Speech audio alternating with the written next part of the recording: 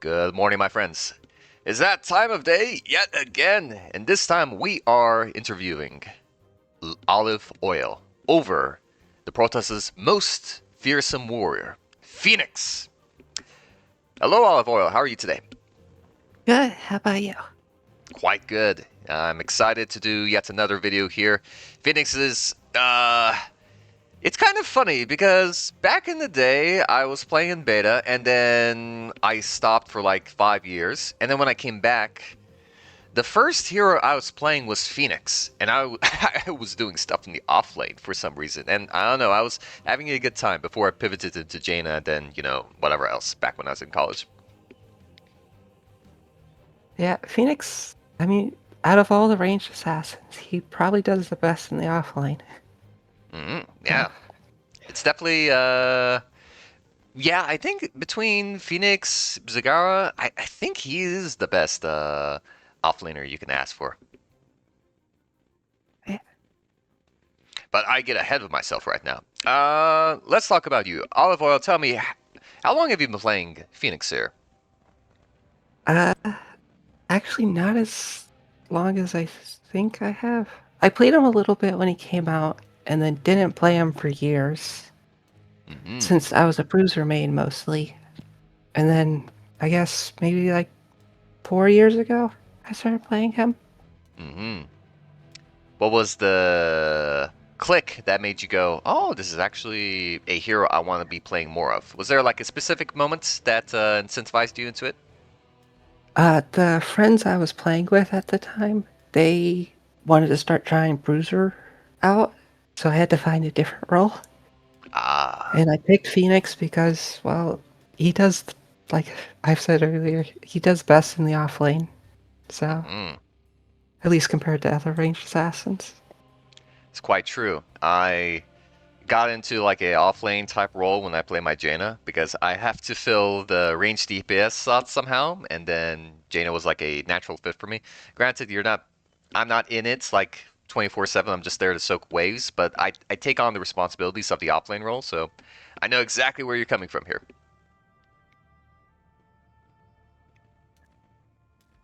As for Phoenix, mm, actually I'm not too sure.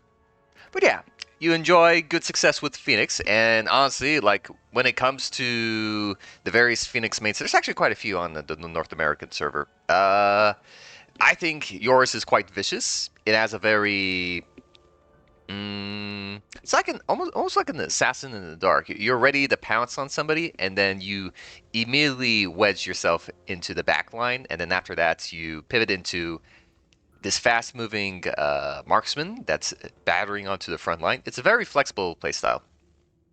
Yeah, he can fit in a lot of spots, either dive or hypercarry. You can go into either one. Mm-hmm. I feel you on that. Well, without further ado, I say now's the time to start with his abilities. If you have nothing more to say, Oh, I think we're good to start. let us begin. Starting with Phoenix's trait here. Phoenix is different compared to other heroes in the game that he actually has a shield for a maximum health, and it's actually a pretty substantial amount. Shield capacitor. Phoenix has a permanent 760 shield, which regenerates at 10% per second after not taking damage for 5 seconds. So essentially, Phoenix has less maximum health than anybody else in the game, with the exception of maybe Abathur and Murky, but on the flip side, he has a shield, which makes up the rest, which turns him into a moderately health hero. So I think he has like, I don't know, what is it, 1000 health at level 1, and then plus a 760 shield, which puts him in range a little bit beefier than Avala. I don't know the exact amount, but shield capacitor is basically 40% of his HP. Got you. Okay. It's quite important to know because this trade-off does have its benefits. One, obviously, right here we see the regeneration part. If you haven't taken any damage lately, you can be in combat so long as you don't take any form of damage. You start regenerating the shield, and this is a really nice component. Essentially, Phoenix will always be lurking around with either 40% health, if you drop down to 1 health, just like OliveOil says, or you're skulking around, you've got full health, and then all your shields are down. Just back off, and then you will return with full shields. And Phoenix is always ready to throw it down because of this trait. Yeah. What do you think about that? Uh, I really like it because it really emphasizes like his ability to skirmish because he really wants to take quick, short engages Hmm. so that he can just go in, get some damage, go out, wait for the shield, and keep going back in. Hmm. Feeds into the playstyle perfectly.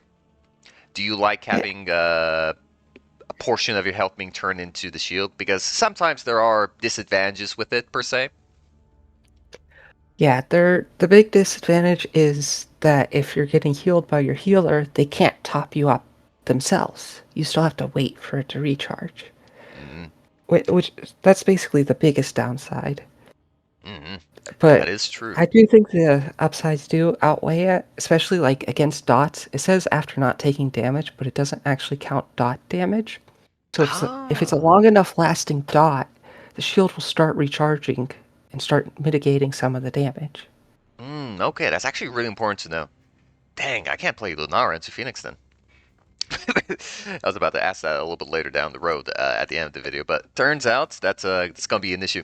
But for Phoenix, it's a great thing. Hey, you don't have to worry about DOTs. Yeah, pretty much. Hmm. Yeah. The great part about this is you can adjust your playstyle with Phoenix, like what role you occupy within the team to maximize the benefits from Shield Capacitor. Because if you can't get the full healing from your healers, because some portion of your health is tied to the shielding, and if it's depleted and you're in combat, there's nothing they can do. But if you send Phoenix out into the offlane, well, there is no healer accompanying you, so at that point you've got maximum shield value. And there are ways to mitigate this weakness later down the road with talents. So there's a way to shore that part up. Yeah, it's one of the best talents at that tier for a specific build. But yeah, Hmm. Yeah, I think Shield Capacitor is a really really strong trait. It just lets Phoenix do these stupid trades, and only he can get away with them. yeah. Lovely. It, And go on. it's also why he's so good in the offlane. Is just he can just trade into someone, and he'll have Hmm. more health at the end of it. Ultimately, Yeah, being topped off on health is one of the most important facets that a offlaner can have. If you don't have sustain and the enemy laner does, or even if you do have sustain but the enemy laner has more than you, it really shifts the dynamics favorably into the person that has more. At that point, they can take more trades, they can rotate more aggressively, they get rotational advantage, they start moving first. They can maybe skirmish over a mercenary camp. You're not allowed to do it if they're healthier than you.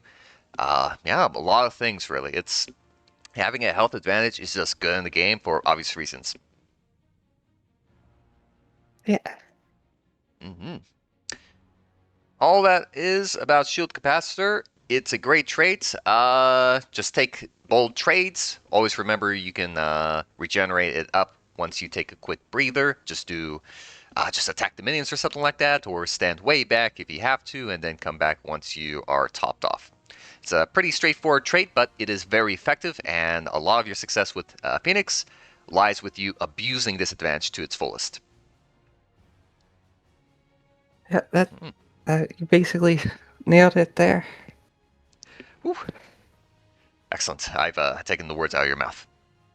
If there's no more to be said, we'll move on to Plasma Cutter.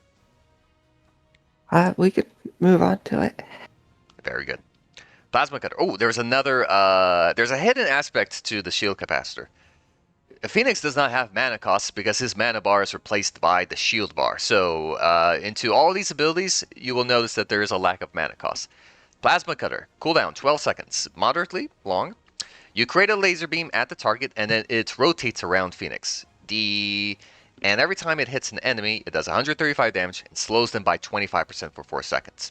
This will rotate twice, and how far away it rotates from Phoenix is dependent on how far away. So if you target it at max range, it's going to circle max range. If you target close range, it's going to be stuck at close range all the way around. OliveOil, explain us, how do you use Plasma Cutter? So this ability, it's usually more supplemental than anything else. Well, of course, the damage is nice. It's the slow that really matters. Especially since later on there's a talent that gives you attack speed or not attack speed, movement speed when attacking slowed enemies. And what this main thing is going to be used for. And it's also Mm-hmm. decent wave clear too. Mm-hmm. Do you have any tips on how to clear waves with a plasma cutter? Because to me, it feels a little bit awkward in using it. So the fastest way to clear a wave, it kind of goes into the phase bomb. We haven't gotten to that yet. But if you stand directly on top of the mage minion and do a minimum range plasma cutter, and then throw your AoE auto attacks onto the mage minion, that's the fastest way to clear a wave. Hmm. Actually Of makes a course, lot of sense. it puts you on the enemy side of the wave, which is very dangerous. So only do it if you know where everyone is. Mm-hmm. Great tip.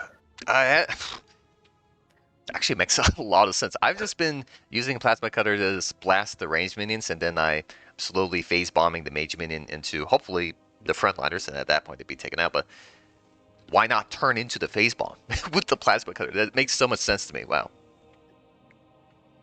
great tip there. Uh, there is one thing about plasma cutter.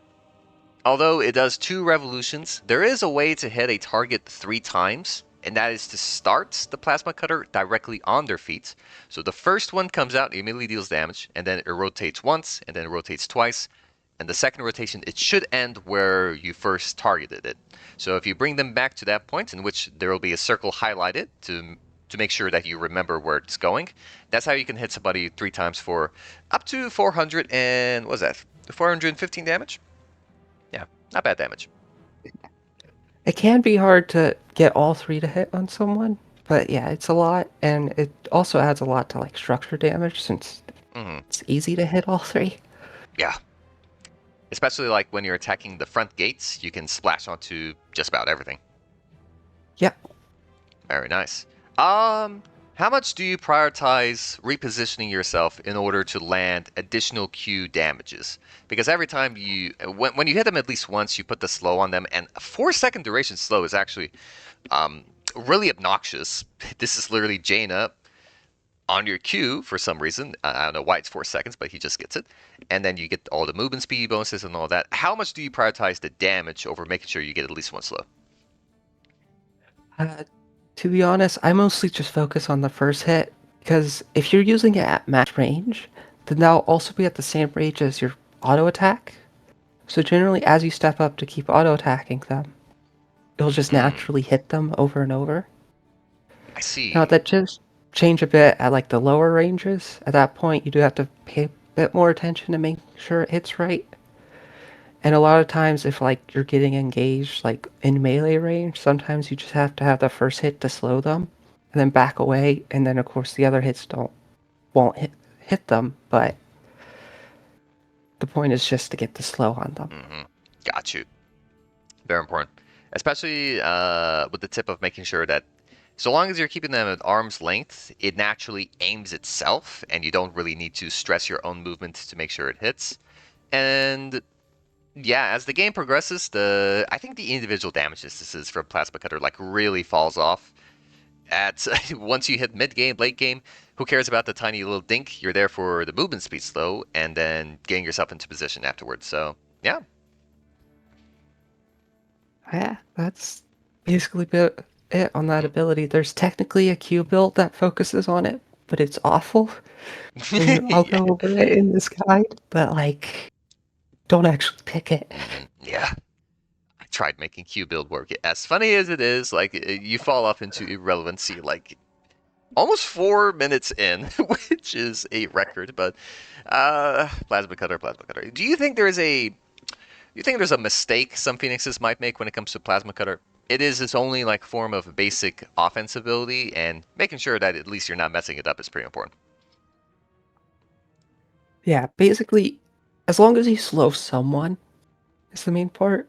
There is one thing where if you're fighting stealthies, if they can re-stealth, then it does get kind of rough because it can be a lot harder to hit them with the follow-up Hmm. revolutions in order to reveal them again. But Yeah, otherwise, just as long as you get one hit on someone is the most important thing. got you. Perfect. I like it. Moving on to weapon modes, which is another very interesting aspect about Fenix.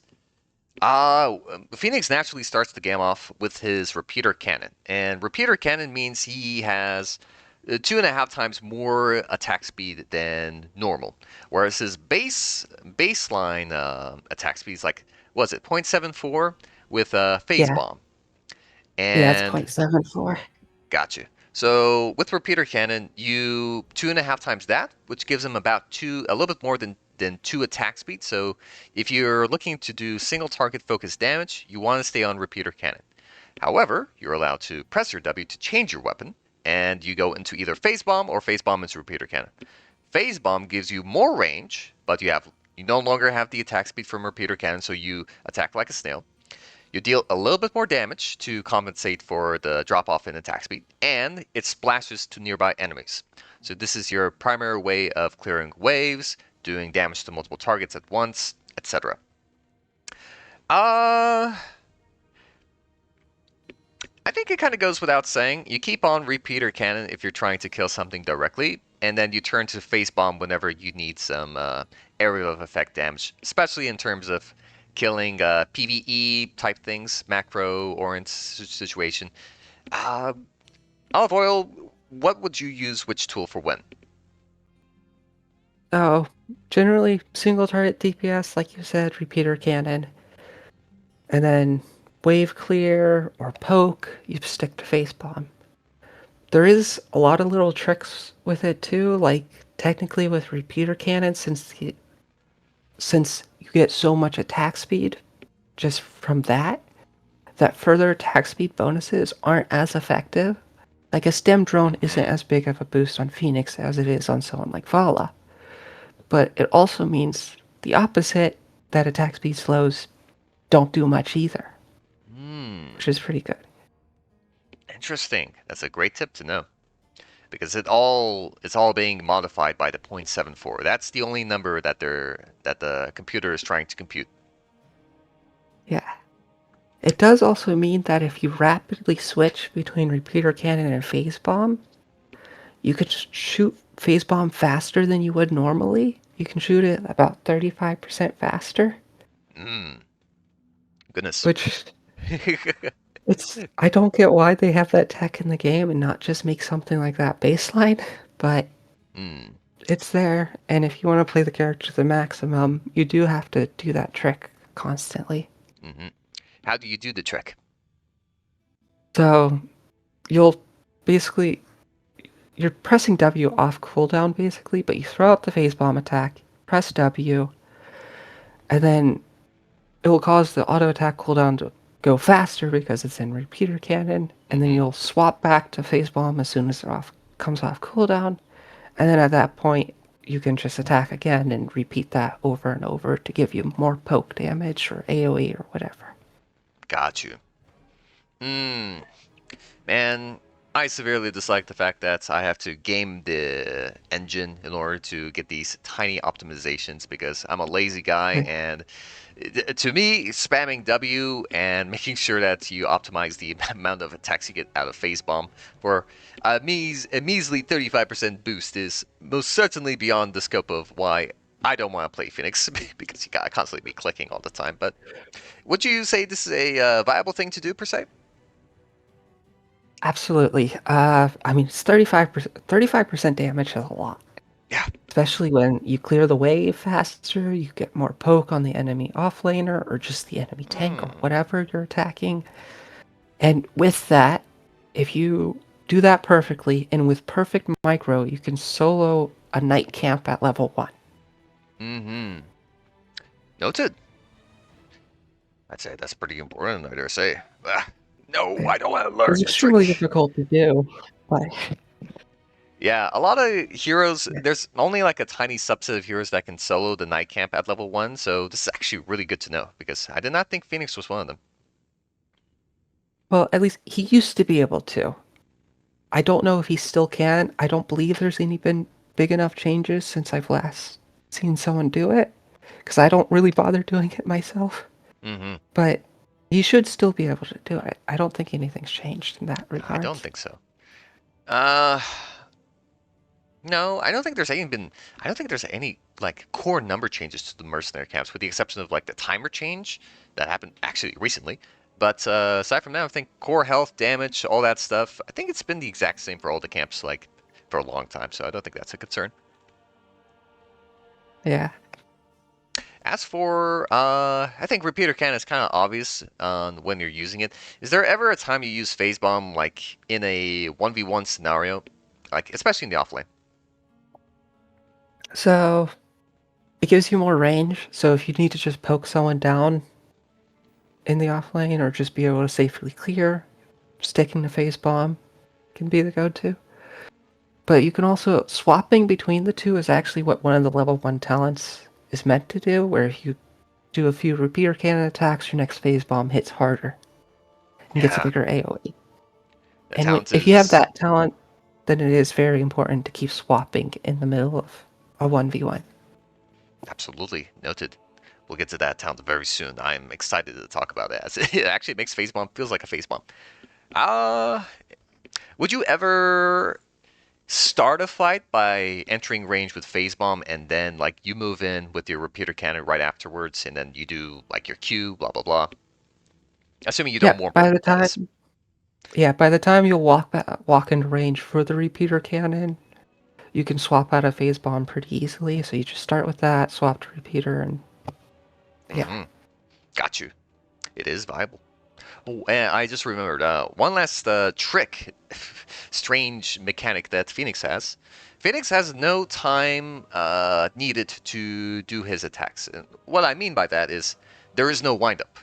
You can, as you're moving, if you issue an attack command, the attack will go through even if you move immediately afterwards. For a lot of other heroes, especially say a slow hitter like Urel, if you try to attack, but if you move too quickly, you cancel the attack and then you start moving. There is a brief time window where you've swung enough and you've committed the attack. The game will try to let it finish, and then as soon as it connects, it allows you to move afterwards. Phoenix has none of these frames. If your attack is ready to go, it will land if you issue the attack. So this is a very important thing. This allows Phoenix to basically move and shoot perfectly without any issues. Yep, the way you do it easiest too is by just hold down right click and then tap A move in rhythm to Phoenix's attacks, and you'll stop for like 1/8 of a second and throw out an auto attack each time, which is very important for his level 1 that makes you do bonus damage for stutter stepping. Mm. And it's especially helpful if you're like, because he can get up to basically 4 attacks a second. So just holding right click Mm-hmm. and tapping A move helps a lot. Yeah. Now, for that to work, A move does have to be set to having quick cast on. It can't be off or on release. And Mm-hmm. also, more just helpful thing is just having it set to attack move target point so that your A move just hits the person closest to your cursor rather than whatever's closest to your hero helps. Mm. And for ease of use, I have A move bound to left click since it's a lot easier to just hold right click and tap left Mm-hmm. click than tapping the A button. But that's more of a preference thing. Got you. Great tips here. This is quite important because Phoenix has a lot of attack speed, and sometimes you might feel overwhelmed. Oh, hey, I'm attacking like 4 times a second. And then you stand still, and then suddenly it becomes a little bit nerve wracking because there's a chance you immediately get punished with skill shots, and thus it's kind of hard to pilot it. But using this trick that OliveOil just taught you, all you have to do, you set the options first. And then when you're in game, you hold down right click, you just do the A click or the left mouse button that's been rebound, and then it just flies. This is quite important when you're in nice range of an enemy because you'll always be in range to attack them. It's probably more important that you immediately scurry away with your move speed, or in like a life or death situation. having this extreme mobility advantage is very important, as it gives Phoenix a fighting chance when Phoenix likes to attack these heroes that are kind of dependent on skill shots sometimes and sometimes not. It depends on the hero, but having this extreme mobility gives him a very strong leg up if he gets to jump on someone, and it usually results in a very easy kill for him. And it's especially important because he has his hitbox is the size of a tank, but he's Yeah, still squishy. So that move speed is the most important thing you can get going. exactly. It's I think Phoenix has the largest hitbox in the game, tied with Cho'Gall. Maybe Cho'Gall might be a little bit bigger, but it is literally as big as Diablo at the very least as a actual tank in the game. And you will die if you get hit by the first skill shot, so that is definitely something you want to minimize by using this trick. Mm-mm. With that, I think I have no more to say about weapons modes. I guess one tip from me: ideally, you kind of like want to rotate around the map with repeater cannon on, because there is a chance you get jumped and silenced, and it feels very bad when you're stuck on phase bomb and you have to do a 1v1. Yeah, that is true. It is better to just sit and repeat your cannon, especially if you have to immediately warp in on someone if you go warp build. True. Instead of having to immediately swap right before or after, you just don't have to worry about it at all. Mm-hmm. It's a it might catch you might catch yourself, lacking if you warp in and you're already on phase bomb. Boosh. Oh wait, where's my attack speed? Oh wait, I'm not on repeater cannon, and it's especially devastating because the talent that boosts the attack speed from warp is specifically for repeater cannon. So if you start with phase bomb, it's literally the worst possible scenario. So yeah, rotate with repeater cannon on if you can. And with that, I think weapon modes is kind of done. It's a almost no cooldown. It's like a half a second cooldown, but you can swap between your weapons whenever you want. Use the right tool for the right job. Repeater cannon more often than not, and then use your talents, because some talents will drastically change how viable your weapons are. So you want to keep that in the front of your mind. Yep. Moving on to warp. For a lengthy 17-second cooldown, you warp to a targeted location with a pretty big range after a half-second delay, and then you're stuck in time and space for 3/4 seconds, and then you arrive at your destination. Warp also has another feature in that the enemies will not see where it is you're going. Well, for the most part, unless there's a few effects that might give away Phoenix's position. We'll talk about that a little bit later. But Warp is a very advantageous initiation tool and mid-combat repositioning tool, because for the most part, the enemies won't know exactly what the Phoenix is thinking. OliveOil, how do you use Warp? So warp, especially if you're going warp build, is basically your dive tool and your escape. So it does get hard to use sometimes to tell when the moment to go in is, especially because if you don't get a cooldown reset on it with the talent, 17 seconds is a really long time. And also, for some reason, warp is unique in that if it gets is the only ability that has no effect during the channel itself, that if it's interrupted during the channel goes on full cooldown. Everything else like that, with the exception of your rel, either refunds the cooldown, or if it's its ultimate, it only goes on a 10-second cooldown. It's a specific screw you to Phoenix, basically. You have to be really Yeah. careful, because if he gets interrupted, you're almost certainly dead. Yes. It's definitely a knife's edge case, because the most I don't know, like a most desperate situation for you to try to warp out is as you're getting focused on, and the CC's probably already flying your way. And how do you deal with that kind of situation? So, in that situation, it might be if you have enough movement speed first to at least try to dodge those first skill shots, or wait, or first CC, or either wait for them to come out. Like, if you get tethered by, say, Akira, you if you warp right away and if she immediately reactivates, she'll just knock you out of your warp. And like sure, maybe she won't, and then you warp, and then the tether drops. Hmm. But sometimes it's better just to wait for her to kick back to then warp, so that you don't have to worry about it getting interrupted. And it's like that in a lot of matchups, where you Hmm. have to basically let your that if you're worried about it getting stopped, you basically have to let yourself get hit first or dodge it through just Hmm. movement speed. Got you. Basically, uh, yeah. It's really tough because it's so much mind games put into the warp, and that with the Kira example especially, there's a chance the Kira doesn't choose to immediately try to kick back at you as soon as she connects.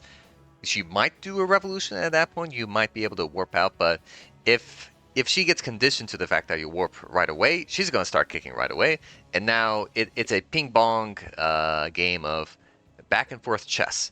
Will the Phoenix warp? Will he not?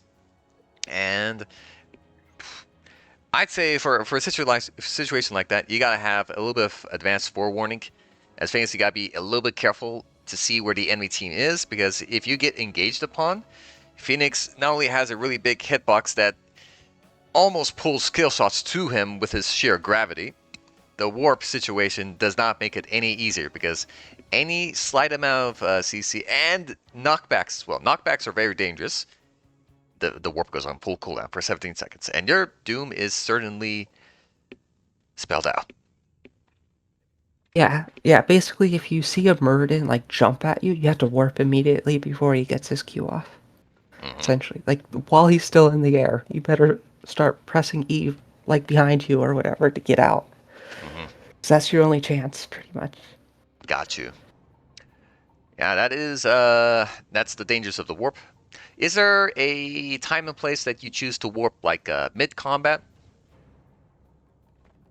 Usually, if you're gonna warp mid combat, it's either as it engaged to dive someone or as a disengage to get out from being dived, or after Hmm. diving someone. Hmm. Otherwise, you're probably not going to use it uh, like using it to reposition in the middle of combat. It's too expensive of a cooldown to really use that Yeah. reliably.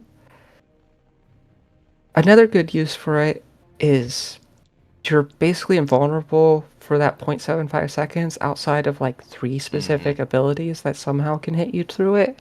So you can use it to dodge things like Pulse Bomb, Last Rites, Hmm. Pyroblast, anything like that. Saving it for that in the middle of a fight is another good use of it. Noted. Very, very good tip. And once again, we have more examples of another offlaner that's challenging the Phoenix. He has to contend with the fact that there's a warp that gives him iframes. Yeah. And as Uh, for the things that can hit you through warp, ooh, do tell. it's Variance Charge, Variance Colossus Smash, and Hunt can all hit you. They won't do Hmm. damage, but they will apply their effects, so you'll come out of warp slowed, stunned, or with minus armor. Wow. Whew. It's really weird. What's I extra don't know bad why it is, works that way. yeah, what's that extra bad is those are mobility tied abilities. So even if you warp to get away, they still follow you afterwards with the effects. Yeah, it's I don't know if it's like a coding thing that lets them hit you while you're intangible, but Mm, yeah. yeah. Technically, like, although Phoenix does warp in and out of existence, there is like a marker according to like the game engine. Hey, Phoenix is going to be here, so he has to be like removed from the game plane so that nobody sees him, but he still needs to be there in spirit so that he returns there. And I think that's what's going on with the Illidan hunts. Usually heroic abilities get a little bit more special treatment. The variant basic charge though is a big question mark though. Yeah, I don't know. Is it like that with Diablo, But for example? no, he'll just hit the spot that Phoenix left from and then nothing. And It's the that's wild. same as if like Li Ming teleports right when he charges her. It Hmm, just his charge just hits nothing. It's I weird. see. I don't know why it's that way. Ah, Warp is a mysterious ability indeed, but it is Yeah. something. You kind of gotta like grapple a lot with Phoenix because it's simultaneously a really strong ability, but it's also really big vulnerability. Yeah, I think it's one of the strongest mobility tools in the game if you can get it off. With its range, and it goes over terrain, and they don't see where you're going, so if someone's chasing you, and Mm-hmm. you walk through a bush, and then they follow you through that bush, you can teleport back behind them into that bush, directly Mm. behind them, and most people won't check that area. Ooh, that's actually a pro tip. Very big pro tip. Yeah, it is a very good escape tool when it works. Yeah, if there's no CC involved, it's a phenomenal escape tool actually. I fought actually no, you were in the game with us. We were fighting Simpson, who is a Grandmaster Phoenix player. He does this cool trick where he's going one way and then he just warps the completely opposite way, and it's like, oh great. You can't really Yeah, catch him in these how should I say, it's like connection nodes. I don't know what the term is for them. Junctions, yes. You find him at a junction, he commits one direction. Not really. The warp just trips your ankles pretty hard. And that's a really cool yeah. part about the fact that you don't see where he's landing. Yeah, a lot of times warping opposite directions, you have to do that. Warping directly on top of people, or even just warping in the exact same spot if you just want to get the attack speed bonus from the level Ooh. 7 talent. Yeah. Like you'll warp, they think you're going somewhere else, and then you just immediately appear in the exact same spot and just start blasting them. 5-dimensional chess with Phoenix. If I see that, I might just completely submit because I've seen it all. Anyways, Yeah, there's one last thing. There is a trick. I hate to tell this, because we're watching a Phoenix video, and I think there's going to be some people taking notes. But if you right-click Phoenix, like as he's charging up his warp, there'll be like a tiny little attack marker that appears underneath their feet. This applies to anything you attack in the game.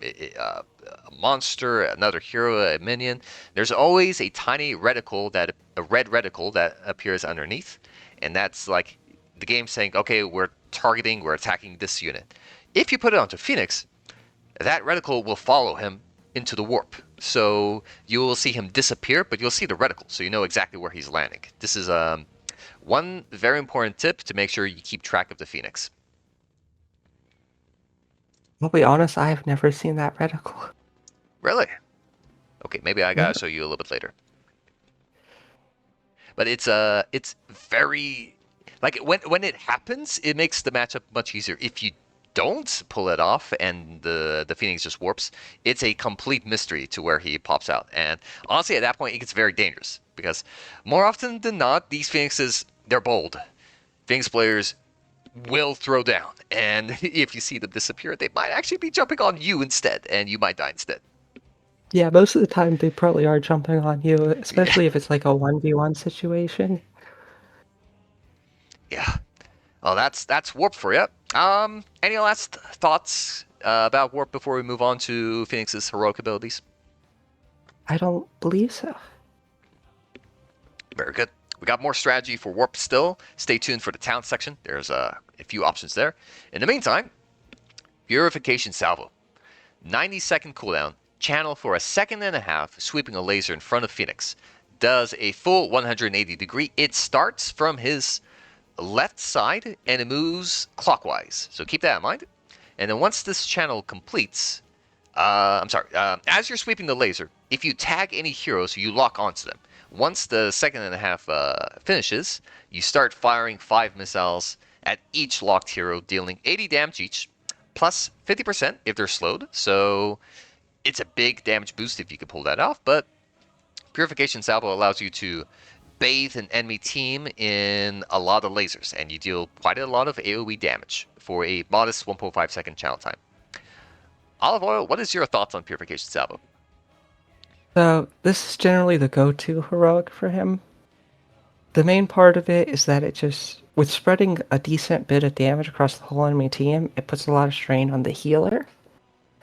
So Mm-hmm. while you're usually not going to be killing someone with this ability, unless it's like at the very tail end of the fight, Mm-hmm. but it is a lot. It's a very good at the start of it, especially since you can set up the slow yourself. Yeah, with your Q. And of course, like you said, since it starts left to right, if someone stealths before it locks on, the laser will just pass by them and won't lock on if they're Mm, stealth. noted. So if there's someone who might do that, like a Tyrande or whatever, you want to angle it so that the leftmost thing is directly on them right when it starts. Mm-hmm. Very good tip. It's a near instant lock on, and a lot of times that can be very valuable if they're just at the tip of your range and they're about to get away somehow. Another good thing is that once the channeling's done, those 5 missiles are happening pretty much no matter what.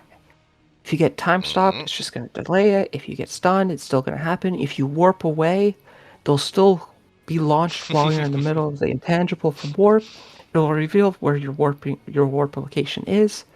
But basically, anything short of death, those projectiles are going out once it's already locked on. Yeah, and it does. Honestly, like on the tin can, like it doesn't do that much. Like, was it 400 damage summed is not too much, but if you hit them when they're slow, like it is times 5. Oof, that's an easy 3,000 damage on a single ability. And another important thing to keep in mind, like later down in your builds where Phoenix gets his takedown resets on his warp, uh, chopping down a significant amount of health on the enemy team before you warp in allows you to execute them and you do like a domino effect. So this does play into Phoenix's playstyle a little bit. Yep, it's ultimately Phoenix's ultimates aren't really the strongest part of his kit, but this one does help set up a lot of things because if a bunch of people are damaged and the healer has to focus on someone else because of all of it, then it makes it super easy to just jump in on whoever's not getting any assistance. Yeah. How do you... When do you decide it's a good time to purification salvo? I feel like the 1.5 second channel is sometimes a little awkward to play around because you're not allowed to attack during the sweeping. But as soon as the sweeping is done, you're allowed to attack again. Make no mistake that I do in that I just stop attacking completely until I see the 5 shots fire out for some reason. But once the channel is over, you can still attack. When would you? When do you see a good opportunity to purification salvo? And it's like, yeah, let's do it. So usually, because you want to slow the enemy backline too, and if you're slowing them yourself with your own Q, then that means you have to walk up pretty far to hit them. So usually you want to wait until like the tanks engage, because otherwise you're just going to get immediately collapsed on. Mm-hmm. So wait for the fight to start a little bit, and then you can use it. Or Gotcha. or if you have a tank that can just slow the entire enemy team right at the start, like a Sindragosa or whatever, then you can Mm-hmm. start the fight with it. You can also end a fight with it and try to pick some people off at low health. Got you. Great tips on it. I Really, like it. it's whatever opportunity where you can use the ultimate, but you don't have a good opportunity of auto attacking someone, is when you should use it. Makes a lot of sense. Try not to cross the wires like when I want to hit them, but if you're directly in front of them, you might as well do your right clicks until you see a mass of people. And at, Yeah, at, at some point, you're not allowed to attack because of various factors. That's when the purification sample can come down. yeah, and it is the go-to pick. You should be picking it in like 90% of games. I always pick the other one because I think the other ult's more fun. But if you're playing to win, you should be picking this one, Mm-hmm. usually. Noted. Very cool. Um, I suppose that's all there is to Salvo. Mm, I don't know. I think Warp was a much more complex ability than Salvo somehow, and this is his ultimate, but that's the way the cookie crumbles, I guess. I have no more to Yeah, say his about it. ultimate. Yeah, his ultimates are pretty ultimately basic, despite them having actually a decent amount of text. Yeah, But yeah, I a little think bit lackluster. Technically, Fenix actually has access to 2 really strong team fight oriented abilities, and I think they're both really cool in how they're flavored. Yeah, Moving on to Planet Cracker. After a half-second windup, you channel a powerful beam that spans across the whole map for 4 seconds, dealing an absolutely insane 112 damage every quarter second. So with 1 second of damage, you'll already outdamage Purification Salvo, so long as they're not slowed. If they're slowed, I don't know, give it another half second and we get there. But Planet Cracker is a global, line-based, big damage ability. How do you use Planet Cracker?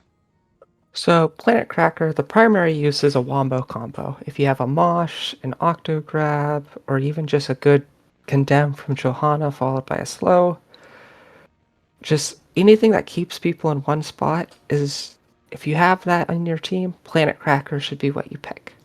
Mm-hmm. And basically, it's, it's a wombo combo. They're kind of not Yeah. really that complex. Your tank sets it up, and then you press a button. Yeah. kind of. But it's a very effective payoff because generally speaking, wombo combos they lead into other wombo combo abilities which depend on a lot of AOE. Here with Planet Cracker, like feel very free to just let it rip on a single target that you know is going to be locked down for an extended period of time. Or if you manage to angle yourself in such a way that you can attack multiple heroes with it, all the better. And it does 1600 total damage at level 1. Yeah, it's a very good ability. It's another main use for it is you can use it to pick off low health people. Mm-hmm. That's not really its main use, but if you don't have the wombo combo and you want to play Planet Cracker, even though you probably shouldn't be, you'll mostly be using it either in narrow hallways or to pick off low health people, Mm-hmm. or if someone has some channeled ability that makes them stand still for a really long time. Like the biggest example is probably an Eye of Horus Anna. Hmm. She uses it, you immediately Planet Cracker her, and she has to choose between either continuing to heal her ally, but being solo she has to back, or even just outright dying if she's already damaged, or just canceling and letting that Mm-hmm. person they were trying to save just die. Yeah. Really good counter onto certain heroics which force you to stand still. The Zeb Ultimate being one of them. Ragnar's Molten Core, I'm afraid, this is a very strong counter to it. I've only seen it once, but it was annoying when it happened. I'm not sure how viable it is per se, but you can cancel a, uh, a Molten Core pretty easily with this. Yeah. Another use is on Braxis. It pretty much clears the entire Zerg wave by itself.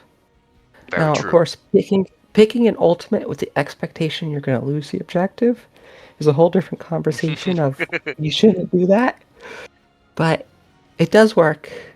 So, if you Mm-hmm. do have the wombo combo and you're going to be picking it for that anyway, then you might as you're on Braxis, you might as well use it to clear too. Mm-hmm. Quite true. I think for Phoenix, specifically in his case, he kind of operates just fine without his heroics because they're both very long cooldown abilities to begin with, and you're not always going to be able to swat over the whole enemy team regardless. And Planet Cracker is less likely than Purification Salvo to uh, land reliably onto a several number of targets. It's realistically speaking, it's going to be a one target only kind of deal, unless you're lucky or you have the combo already in place. So using Planet Cracker for the Zergwave, in my opinion, is perfectly fine. Even if uh, even if like you're expecting to lose it per se, it's more like an insurance policy because hey, you don't need it to win the fights, and if in the case that you do lose the fight, you literally clear the wave. Like it's much more effective than a molten core or a lava wave in Ragnaros's case. Like you delete the objective from the game. Yeah, the it kills everything except for the Ultralists, and they're left at like Yeah, half health. but like the ultralisks are no biggie whatsoever. Like your team kills it in like I don't know 5 seconds, and then the objective is over. Yeah, I guess since his ultimates aren't really that big, so Hmm. It I is what it guess is. using it with the expectation to lose objective isn't as bad as like picking Lava Wave on Rag. Yeah. This conversation and a half there. Yeah, Uh, God, it's so bad on that map. yeah. And a little bit of a shame. I think they should probably give the bonus damage to monsters to it. I don't know if that'll make it overpowered or not, but uh, it's not my call to make. For Planet Cracker, you've already detailed a great tip in using it in the hallways and then with CC. Are you ever like scanning the map per se for opportunities to use Cracker with its global components? Is that something you do? Yes, because you can just use to pick off someone who's very low health who just barely got away. Keeping an eye everywhere on the map, make sure you can get those when those scenarios come up, you can capitalize on it is very important. And also, if you're playing with someone who might stun the enemy in a 1v1, like a murky octo grab, and they're Mm, not in comms or whatever, then you do want to be paying attention because a lot of times they might not tell you beforehand they're about to octo someone. yeah, very important tip there. What are the core combos with the Planet Cracker? I think it's Mosh, Entomb, Octograb. What else? What else? What else? Probably Zarya, Graph, Zarya Grab, especially. Yeah. yeah, Hmm. APOC, it works pretty well with. A Johanna can down followed with like the bonus, like 80% slow. Yeah, that's Works also too. very good. Ooh, APOC into Planet Cracker onto an Abathur is a popular combo as well. You can eliminate the Yeah, Abathur. when your Diablo engages with APOC on anyone, it reveals Abathur too, so just throw the cracker at him. And it does score a kill, which is it's a reliable way to kill the Abathur. And then you force him back into base if he wants to avoid that kind of combo. So no mines on the map. Yeah, Yeah. It's a pretty cool ability if you ask me. So you yeah, feel I mean, very yeah, powerful. it's the best sounding ultimate in the game. I agree. Actually, no. Um, I'd probably say Artanis Purification Beam. Now that's cool. But Planet Cracker's a close second. I agree. It's very cool. But yeah, when would you pick each other ultimate? Like, you say that you're picking Purification Salvo to win the game, but it's a little bit more nuanced than that. Is there a scenario that makes you think, okay, I need the more widespread area of Purification Salvo versus the focused lensing of the Planet Cracker? The problem with Planet Cracker is that if you don't have a setup for it, people are gonna immediately walk out of it. So you might get like 2 or 3 ticks of damage, Hmm. which is not a lot. And for a 100-second cooldown to do like I don't know 400 damage, it's Yeah, really bad. yeah, So unless you have a setup, you should be picking Purification Salvo.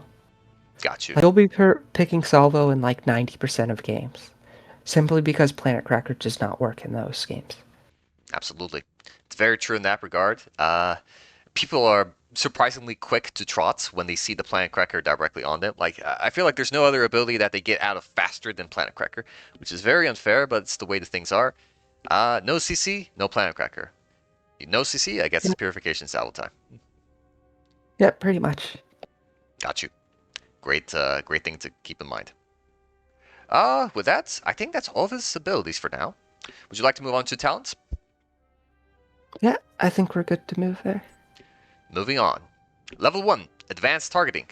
This is a quest-based talent for Fenix. Hitting enemies with your Q permanently increases his basic attack damage by half, up to 60. So if you hit enemies a total of 120 times with your Q, you'll get up to 60 basic attack damage. And that attack damage scales with its attack speed, so multiple times a second.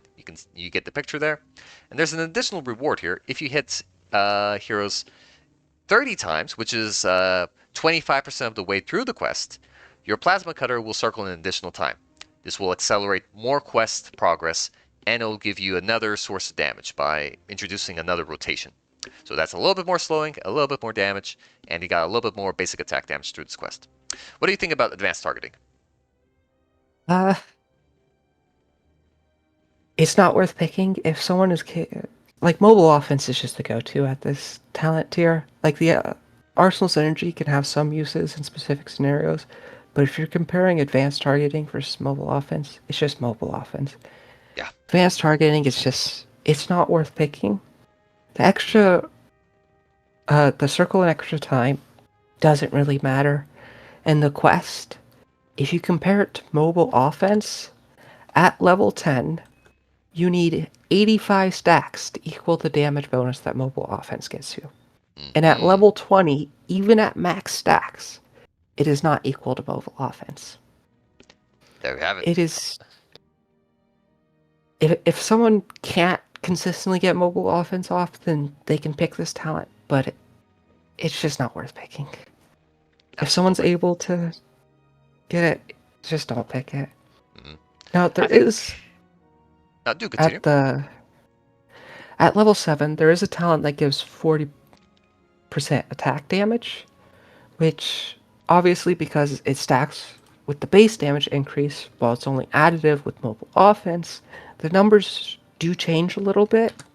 But even then, with that talent at level 10, you'll need 60 stacks, and at level 20, you'll need 90 stacks, which is still a lot of stacks. And Hmm. especially in a higher level game where people just don't endlessly brawl, Hmm. it's still not going to reach it.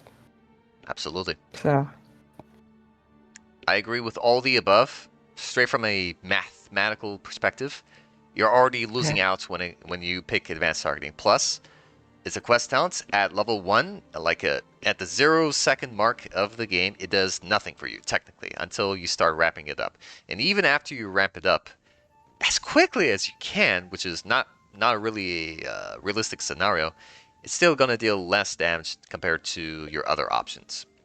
So, if you're really bad at Phoenix, I think you should really reconsider the hero altogether and not Phoenix himself. But if you want to do like a more magic type build, technically advanced targeting might help you a little bit because it offloads a little bit of damage away from his right clicks and into his Q, but it is absolutely not worth the trade-off. This is not something you should be doing. If you want to raise your win rate, you probably need to put in the effort of being comfortable with his right clicking and movement and making sure you take the talents associated with that. If you a lot of times, like you're only like the. How often do you see advanced targeting completed, Olivia? Never? I Right? don't think I've actually seen it finished.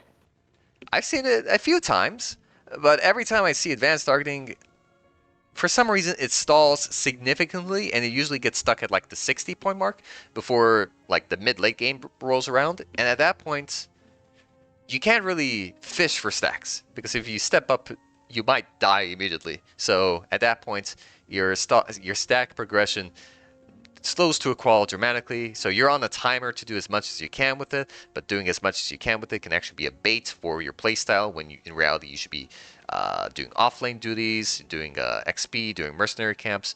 Attacking heroes at all times is rarely the correct move to do.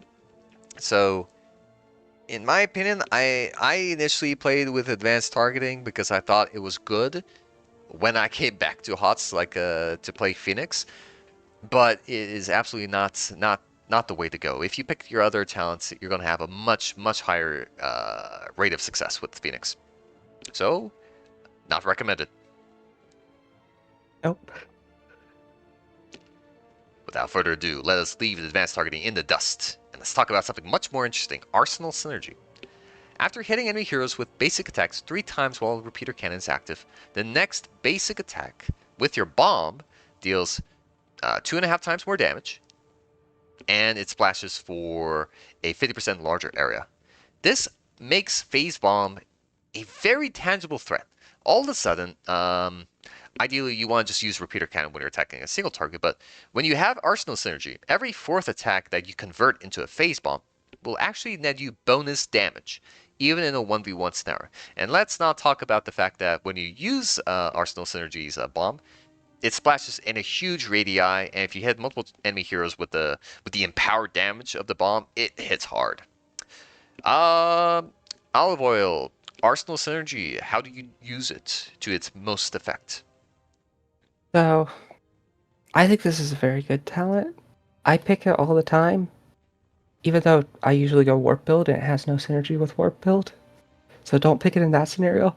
But I like it because the extra big phase bomb has a lot of utility in it, both because you could throw the repeater cannon attack at the enemy offlane and then the big phase bomb to help clear the wave.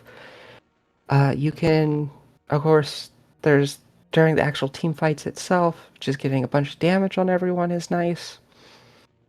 Mm. And it also one-shots a lot of like summoned things like Yeah, pufferfish, the entirety of a Nazwal, a Rhaegar totem. All of it's just completely one-shot by it. yeah. That part is And especially good. Sorry to derail it. That part is especially good because a lot of abilities, they do not target summons. They might fly over them unless you have a ground-based attack. You splashing your right click always affects it, which is a very good boon. Do continue. and another thing is that as long as you're keeping up the 3-to-1 ratio, it has the same single target DPS as mobile offense does Hmm. at level 1. Yeah, Once you and start it's adding in like attack speed bonuses, mobile offense is significantly better. But if you're not going for that build, then Arsenal Synergy is generally the better option, hmm except for the situation where you have to stay strictly in phase bomb mode just to poke. At that point, mobile offense gives you something, and Arsenal Synergy gives you nothing. that is fair. Another really cool part about Arsenal Synergy is compared to mobile offense, in the event that you do these 1v1s, especially in the early game, the fourth hit, which will be your face bomb ideally, by swapping to your phase bomb, you naturally gain attack range. So compared to mobile offense, you could freely swap into an Arsenal Synergy to finish a combo and disengage, and then let your shields recharge and all that jazz, which is basically the perfect trade combo. And also lets you do fadeaways. It allows you to attack structures because your bomb splashes significantly around the structure. There are very good points of attack where enemy heroes might cluster around them, whether they're going through the gate or they're trying to defend a fort or they're trying to defend a tower. It just tends to splash onto them, and all of a sudden, your 6.2 range actually transforms into a 10 range when you take advantage of the hitbox. Yeah, the splash is massive. If you throw it at the gate, it'll hit both towers as well. Although, for some reason, some gates that works even with regular phase bomb. Like most of them, if you throw a phase bomb at it, it'll damage just the gate itself. Some of them, it'll damage the towers as well, and it's not symmetrical. But with the Hmm. Arsenal Synergy phase bomb shot, it'll always damage both the gate and towers. You can also use it, of course, when someone's low health and immediately retreats behind your Hmm. gate. Just throw it at the gate, and it'll usually kill them. The splash is big enough that if, say, a Nova or whatever uses Ghost Protocol to go back invisible, since you usually revealed her with your Q, you don't have another way to Hmm. reveal her. But your phase bomb has a Mm. big enough splash that if you just throw it at the decoy she leaves behind, the splash will still get the real one and reveal her again. Really good And of tip as course, well. that's only for quick match because no one plays Nova in Storm League. But Yeah. Yeah, trust me. Well, yeah, no, we gotta keep all heroes in mind. We love all heroes equally on this channel, except for Abathur. except for Abathur. uh, did, Oliver, did you know I actually used to main Abathur when I was playing in Europe? Do I have to unfriend you now? I'm afraid the friend that is no longer your friend. It's even worse because I was doing the cheese factory strategy where back in the day there were global nests and then you pick locusts and I would spawn behind the keeps to drop the locusts and then I would skedaddle, feeling all evil and stuff. I would have a 75% win rate just doing this BS and I could even kill the core with it. I don't know, for some reason it brought me great joy. Yeah, you enjoy making everyone else around you suffer? Is Yes, that what it in is? in that instance, it was very much the case. Even though I also play Tekkets in Dota 2, but it is for a completely unrelated reason. Anyways, in modern HotS, I could not like Abathur any less. So I don't know why. It was a big swap up, and then I just enjoy being on the field a little bit more these days. Maybe it's because I've gotten better as a player, and I feel maybe less timid in using cheese strats to compensate for my lack of skill. But that's a long story. Yeah, I guess maybe you're redeemed. Back into the light. Maybe there's still hope yet to be on your friends list. Anyhow, for Arsenal Synergy is how do you treat Arsenal Synergy as you transition through the phases of the game, especially into like mid and late game? So mid game, usually you'll be throwing the repair cannon's attacks on the tank, and then the splash will usually hit 2 or 3 people, which is very good. Of Mm-hmm. course, repair cannon is only 5 range, so it does put you in a dangerous position to get it charged up. Mm-hmm. And at that point, sometimes you have to stick to strictly phase bomb, which is where mobile offense is much better. Mm-hmm. And of course, mobile offense has a bunch of other situations better in with other talents. So Arsenal Synergy, while nice, and the phase bomb is very useful in getting widespread damage during team fights, it only works with one build. Got you. But yeah, it can be a very powerful ability. Mm-hmm. Gives you a lot of presence in the early game as well, and sometimes you can use that to propel yourself into the mid and late game. Yep. Of the options, I do think Arsenal Synergy is probably the most fun, as it gives Phoenix a combo, which is really weird because he features no combos whatsoever, and this gives you something to think about in the midst of all your right clicking and moving, something a little bit different to give you a bit of spice, and I think it's fun, and because of that, I pick it up. Besides, it's good. It also gives you a little ding when it's charged, sort of like a quest ding, which is nice. Yeah, sound So and the sound effect you is get nice. quest, yeah, you get the quest ding without picking the shitty quest talent. Yes, it's actually a huge boon to it. Honestly, sound effects in this game are so underrated. Like they're so like I play other games and I realize the sound quality is not as high quality, and you can really feel the difference in your enjoyment of the game when they're missing. Mm. Yeah, I miss yeah. the HotS developers, man. I mean, there's a janitor somewhere, I guess. That poor man has no idea. Like the whole audio engineering side of things is a very complex thing, and you really need to know your stuff to make it not only exist but make it good. So there's some things we may never see, and there might be no new sound effects Yeah, hopefully someday. someday. I have hope the game will return because Warcraft 3 did, and it's a 12 is a game that's 12 years older than Heroes of the Storm, and Heroes of the Storm still has a cult-like following, so I'm pretty sure there is a way back. Maybe way down the road though. I digress. Let's move on to mobile offense. Just swing into this. After moving, your next attack deals 35% damage, bonus damage. That's it. Yep, Applies to your repeater very cannon simple, and very strong. applies to the splash bomb. As simple as it is, it might be the best in the tier. Please explain why. Yeah. So it's just as long as you can consistently do that, it's just the 35% damage is a lot.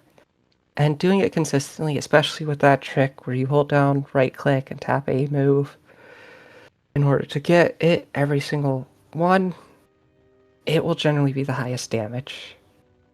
And especially Mm-hmm. once you start adding in like attack speed bonuses, Mm-hmm. it rapidly pulls ahead of Arsenal Synergy. I see. That's the key feature. It's the attack speed. Yeah. Noted. But yeah, generally, if you don't want to like think about builds at all, just pick this one. It's the best option. Mm-hmm. It's either the best option or it's tied for the best option, Yeah. depending on the build. So you Call it might a as well day. just pick it every time. Mm-hmm. What's funny is you can technically fall asleep on the keyboard, and Phoenix can still get value out of it because as the target moves out of range, you'll always trigger mobile offense synergy. So very good in escape and attack situations. There Yep, is. just walking up Mm, as they walk. yep, And of course, you have a ton of movement speed and you slow them, so you'll always be able to catch up to them, pretty much. big time. Ah, I'm not gonna overcomplicate it. It's just a good talent. Yeah, mobile offense, baby. Is there a game that makes you think, okay, I need to pick up mobile offense versus Arsenal synergy? So generally, if you're going warp build, you should be picking mobile offense every time. If you're going to vert power build, then an argument could be made for either offense or synergy. Mm-hmm. I pick Arsenal synergy with warp build, even though I know it's technically the worst option, just because I think it's fun to use. Mm-hmm. But yeah, mobile offense should be the go-to. Mm-hmm. Well, an argument can be made that Arsenal synergy does give you some way to rack up damage without needing to warp. Because, say, you're bashing onto the front line, it still gives you a way in moving around a little bit and attacking the back line of the enemy team. With Warp Build, it's all or nothing, and all or nothing is an assassin type playstyle. Phoenix should definitely be given some respect in the fact that he can do a more marksman related job. Yeah, it is. If you do pick Arsenal synergy with warp build, it does give you some more damage, like in the neutral during just the regular fighting Mm-hmm. before you warp in.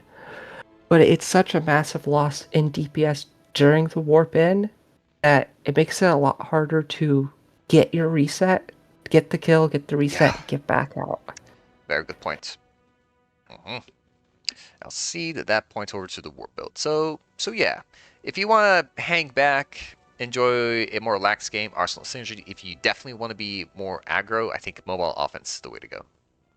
And if you're willing to put in the APM, whether it's through more clicking or through more W pressing. Yep. Without further ado, level 4? Level 4. Target acquired. Basic attacks against slowed heroes with repeater cannon grants 10% movement speed for 4 seconds. This goes up to 40%, which exceeds mount speed. Whoa, target acquired is so good, dude. This is kind of like where the magic of Phoenix happens, and the fact that he has a very early game extreme movement speed boost, and it's pretty easy for him to activate. He can always do it by himself, but there's also lots of opportunities that he can combo off of a friendly hero that just has a minuscule slow, like I don't know. A May can clip somebody with her W for a split second for a 7% slow, and that's enough for you to get target acquired value, and all of a sudden you're off the races. OliveOil, what do you think about target acquired? This talent is mandatory to make Phoenix work. It's the only option at this tier. It 40% move speed is a massive amount, and you have to pick it every time. Yeah, it No. has so much impact on the way Phoenix operates as a whole. With you having a large hitbox and the clunkiness of warp, Phoenix's best escape route is target acquired.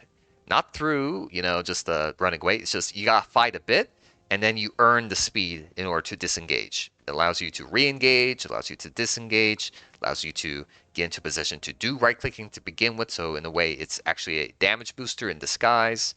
It allows you to purify salvo easier. It allows you to warp into more advantageous positions. So much can be done with movement speed. Yeah, and it's just I was gonna say something. I forgot my train of thought. Hmm. But yeah, this talent is it's what makes him a hero. Like Yeah. you're t- until level 4, you're kind of doing some stuff. Level 4 is when you really take off and Hmm. become like I'll say like I'm not a hero yet. I'm not level 4 when I'm playing Yeah. him. This is Like Varian. he is. I mean, it's not as bad as Varian, but yeah, this talent's the move speed, and you stack it so fast too because repeater cannon attacks pretty fast. Yeah. So you get up to 40% very quickly, and it makes up the entire giant hitbox problem that he has. Yeah. I mean, if you're moving so fast, skill shots can't hit you, then a larger hitbox is no problem whatsoever. Yeah, it's. I absolutely agree with you, Olive Oil. This is definitely a mandatory talent. Like it is kind of astonishing how strong target acquired is, and it's extremely impressive too when you combo it with a slow. Because now, if an enemy hero is moving at 75% speed and Phoenix is moving at 140% speed, it's a speed difference of 2, and it's very Phoenix earns a substantial amount of kill pressure when target acquired is available. It's, it's a ridiculous talent, honestly. Yeah. And I'm pretty sure everybody has seen at least one good Phoenix in their lifetimes. What they can do with the target acquired. It's kind of spooky. But yeah, if you want to win games, you pick target acquired. And I really don't think there's any discussion to it. To prove my point, we're going to talk about inhibiting energy in the emergency protocol for like a grand total of 2 minutes combined. Inhibiting energy every 10 seconds. Your next attack with phase bomb slows everything hit by 6%, decaying over 1.5 seconds. I mean, 60% slow is a big deal, but every 10 seconds and no way to reduce the cooldown, it makes it very difficult to get value out of this multiple times. And although you could hit multiple targets, it's not a common enough thing because with Arsenal Sentry, there's a bonus splash radius, so it makes it easier to do it. I still think inhibiting energy is bad, though. What do you think? It's pretty bad because you don't choose when it activates. If you want to just That too. poke with Phase Bomb, it's going to just consume it. And it Exactly. also doesn't fix Phoenix's biggest weakness, which is his hitbox size. Mm, So it's really bad. It's yeah. not worth picking. The It slow could. just does not matter. Yeah. For Phoenix especially, an argument can be made if the slow led into a more powerful ability and that you can combo. Like with Ragnar's slow burn leads into a first smash, so in a way it's a way, and his W, so it's how you increase your damage. Phoenix does not have that. An enemy being slowed by 25% or 80% really doesn't matter to him. At that close range, you can't. It's really not a good idea to Planet Cracker either, so it's not a good angle with that either, so it's bad all the way through. Don't pick inhibiting Yep. energy because you'll use it in the neutral phase where you're trying to poke them down with your W and then you waste it. You can't have it when you need it. Yeah, pretty much. It's awful. Mm-hmm. It's Yeah. Next up, emergency protocol. While Phoenix has shields, he has 10% bonus speed. When the shields are gone, it goes up to 50% instead. Um, I've heard some people say emergency protocol is good. In my opinion, I really don't agree because I think target acquired is substantially better, but they still go by that argument that it's good regardless because it's in all circumstances. I still disagree. I think emergency protocol is bad because if you have shields, you're combat ready. If you're combat ready, you're willing to use target acquired movement speed.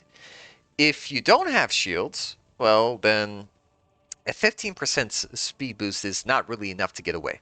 And besides, you're gonna, well, I don't know. It's in my opinion, it's not as good as the target acquired. it's 10% versus 40%, and you need one auto attack to equal emergency protocol. Exactly.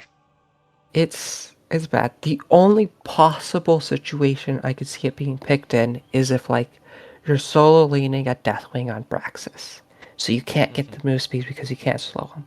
But Mm-hmm. even then, like later in the game, there'll be normal team fights, Mm-hmm. and target acquire will be significantly better then. So even in that situation, it's still not good. Yeah. Like it's not as awful as inhibiting energy, but it's just not good enough. Yeah. Like if they made it like I don't know, I think if like constant 20% move speed, maybe.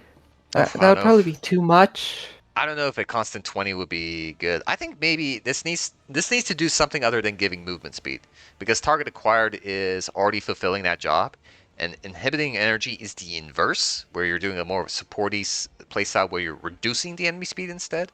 I think emergency protocol just needs to do something number related to his damage, and I think that would make it a viable fourth category of option. Yeah, maybe. I don't know. It's not a good talent. Yeah, I it's not a don't good really talent. know how it could be changed. Like, even with just base number increases, Yeah, or you maybe. either get it so high that it's absurd for it to Mhm. overtake target acquired, or it's not, or it's always kept low enough that it will never overtake it. I think so. And So, I'm pretty sure like when they were designing Phoenix, this was like one of the ideas they had. And at the time it was good. And then at some point they figured out target acquired and they decided to stick it onto the same tier. And now you're stuck with this remnant of a would-be good idea completely overshadowed by something else. Yeah, it's That's my theory. Maybe if the shields break, and then maybe you get like 30% movement speed for like 2 seconds, like as a burst, and then it simmers down a bit. I think maybe that would be better. yeah, but 30% is still less than 40% for 4 seconds. Exactly. It's just Hey, who knows? target Maybe, acquired is just such a yeah. massive number Mhm. that emergency protocol is just Yeah. And it refreshes too. Like, finding a slow target is easy in this game. There's so many opportunities to slow them. It doesn't even have to be sourced from Phoenix. You're just going to have it. And it is continuous post mount speed, mid combat type stuff. It is outrageously good. So, yeah, target acquired. No questions asked. Level 7, Combat Advantage. Plasma Cutter deals 35% bonus damage to slow targets. Bad. I'm going to explain why. You can't get Combat Advantage value until you had already landed at least one of your beams. Because the first one, it's going to deal damage, but they're not yet slowed, so they don't take advantage of combat advantage. Then on the second, now it does bonus damage. And maybe you hit the third one, and then you get the bonus damage. In the event that you miss your first rotation and you hit them on the second, you can completely forget about combat advantage. You don't even have anything at that point. This is not a big enough damage boost for a very meager ability to begin with. I think this could be double damage. Maybe it'll be a good, but like 35% is... What is that? 45 damage? Yeah, if you're doing something like that. 135... Jesus. Yeah, no. Yeah, it's 45 bonus damage on 2 hits. Yeah. So At level 7. 90 damage. 90 Yeah, damage and is then not it. maybe you get an extra hit if you pick the level 1 talent for the extra revolution, but like Mm-hmm. it's bad. It's really This bad. talent, the only purpose this talent has is for you to accidentally misclick it in the middle of combat. Yeah. Like that's all it Combat. does. we better rename it combat disadvantage at that point. Yeah, that's the only reason it exists. It's awful. Yeah, it's Especially awful. since this talent tier, the other two options basically Mm-hmm. are whichever one you pick there basically denotes your main playstyle you're doing with Phoenix. Mm-hmm. So combat advantage is just bad. It's It's awful. just bad, yeah. Q is not the avenue in which you want to power up your damage as Phoenix. Once again, you're a marksman. The core of your damage comes from your right clicks. You're not like a Vala where there might be an instance where your right clicks are too dangerous to attempt, and you want to do a more magic based playstyle with Q build. But even then, her Q does good damage, and the talents that augment it are good. Phoenix's Q is bad, and it's the talents that augment it are also bad. So they don't compensate enough to sacrifice his other talents. So combat advantage is a huge trap. Do not pick this underneath any circumstance, even if you were trolling. I mean, if you're trolling, you can do whatever, but if you're looking to have fun through Q, Phoenix is really not the way to go, buddy. Even if you want to play Q build, it's better off just picking one of the other options during Q build because like Warp Warfare, more attack speed, and if you're picking the level 1, you're getting more base attack damage, which is going to be a much bigger bonus with attack Oof. speed increase Yeah. than the damage combat advantage gives to the Q. Yeah. How Like ironic. Q build for Phoenix is basically just picking Q at 1 and maybe Q at 20. Yeah. And that's Q build for Phoenix. Like there's technically other talents that support it, but they're all Yeah. awful. They're all awful. Well, there's another disadvantage with combat advantage is it quite literally the thing is for how slowly the Q revolves, there's a chance combat advantage does nothing. And in the time span you want, the game kind of moves fast. So forcing your damage to be on the back half of your timing is bad.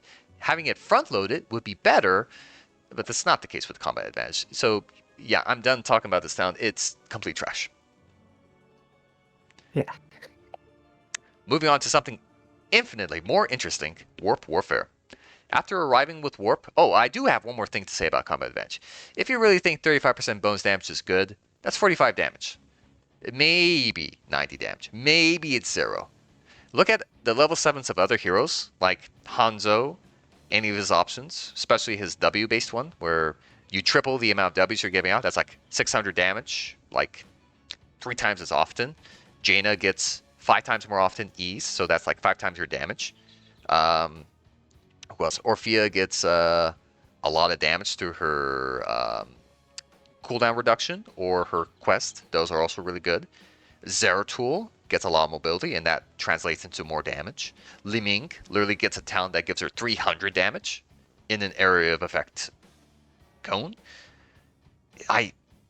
How can you possibly justify a level 7 option, which is usually a very important talent tier for damage dealers to get the main source of the damage? How can you justify it with 45? You really can't. I rest my case. Warp Warfare. Okay, here we go. After warping in, gain 175% bonus attack speed for 4 seconds whilst in repeater cannon mode. And then, not only that, every takedown you acquire, whether at any point, from this point on, takedowns will reset the cooldown of your warp, which allows you to use it multiple times in a fight, and it dominoes. Yeah, you warp in offensively, you have double the attack speed when you have repeater cannon. And you got more warps for more mobility. It's a pretty solid talent. What do you think, OliveOil? It's generally the go-to talent since Phoenix is usually played as basically the secondary DPS, and so he'll dive a lot more. And Warp Warfare is the go-to for all that. Yeah. The extra attack speed allows you to burst someone down very fast. The resets let you get out. It lets you even tower dive sometimes. And the hero takedowns, you don't have to actually like really participate in the takedown. You just have to be nearby. You don't have to damage them yourself. Yes. And you've taught me this, and then I found out, oh yeah, it's a range 12. If you're anywhere within range 12, you just get the takedown credit, and that resets it. Yeah, it's very strong. It's the go-to talent. Of course, it synergizes really well with mobile offense because attacking a lot and getting bonus damage to each attack is really good. Yeah. It's also really good in like last stand situations where you have to fight to the death. Standing still and Yeah, letting it rip is definitely the best of the options here on level 7. This is definitely the strongest talent that gives Phoenix that kind of ability. yeah. Like even before I said, just warp in the exact spot you're in sometimes to throw people off. This is the Yeah. kind of situation you do that in. Yeah. Yeah, Do you straight dive ever... through. Ooh, I'm sorry, I talked over you. Continue. You can go ahead. Is there ever a case where you try to double warp?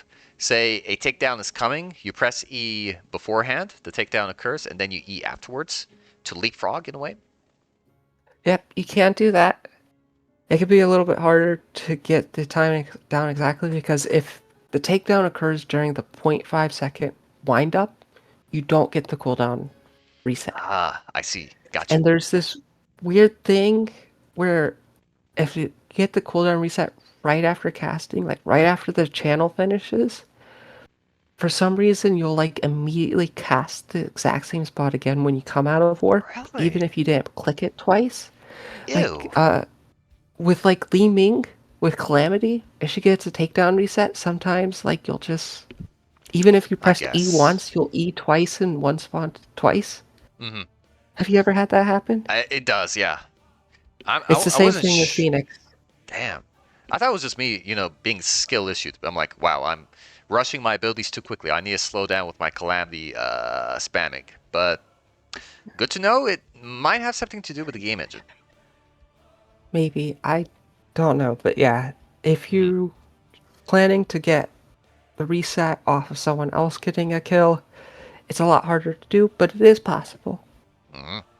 And it Got you. does let you either dive super deep or get out of the fight if you're low or whatever, but it's not going to come up a lot Mm-hmm. generally. Yeah, fair enough.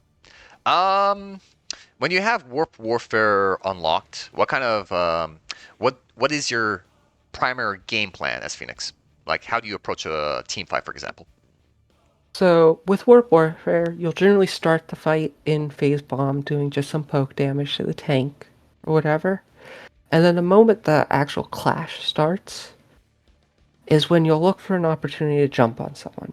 Think of it sort of like playing Zeratul, Mm-hmm. almost. Yeah. You want to jump on someone, kill them really quickly, and then get out. Mm-hmm. You have like a And favorite target? Would it be like the healer or the enemy ranged assassin? it depends on the healer, depends on the ranged assassin. Lame. Generally, especially if you, before you do the warp in, you do your salvo to get just flat damage Mm-hmm. across everyone.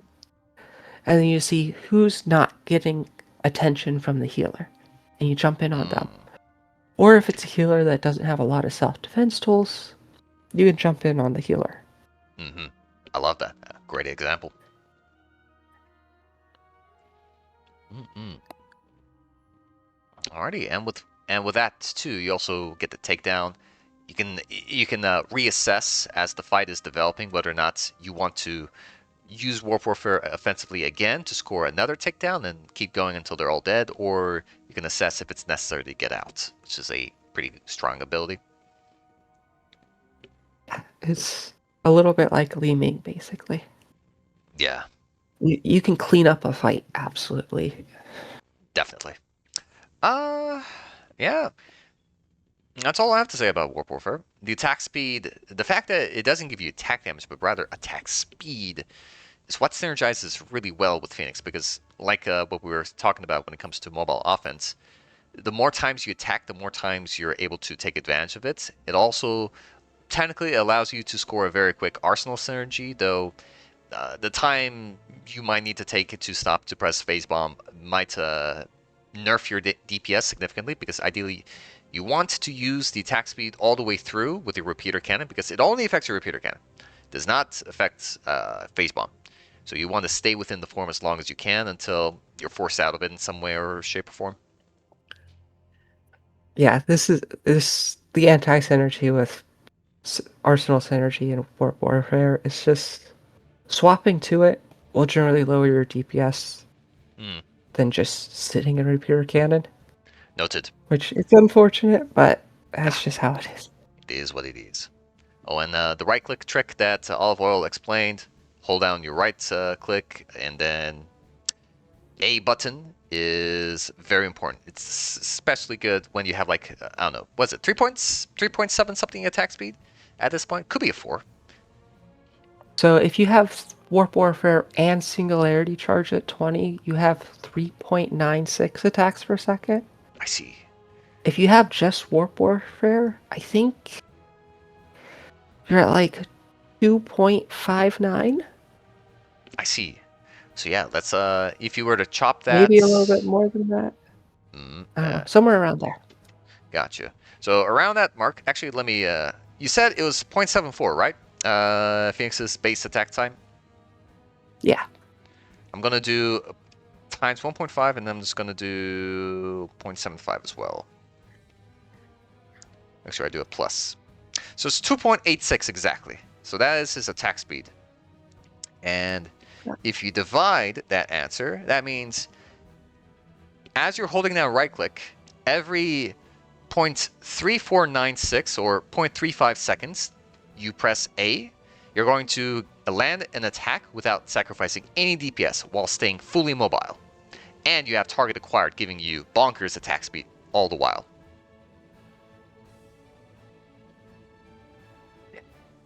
That's Yeah, a big part of Phoenix is learning the rhythm of his specific attack speeds at the moments you get them Very true, in very order true. to get that little uh A move trick. Mm-hmm. So It transforms dramatically because you need to know phase bomb, you need to know base repeater cannon, you need to know warfare, you need to know singularity charge at 20, and also when you combine them, that also makes another form you gotta keep track of. It's a mess, but Old reliable never fails. If you're in a perfectly safe scenario, feel free to just warp in, right click, nothing else. And for certain, the game will make sure you output as many attacks as you can.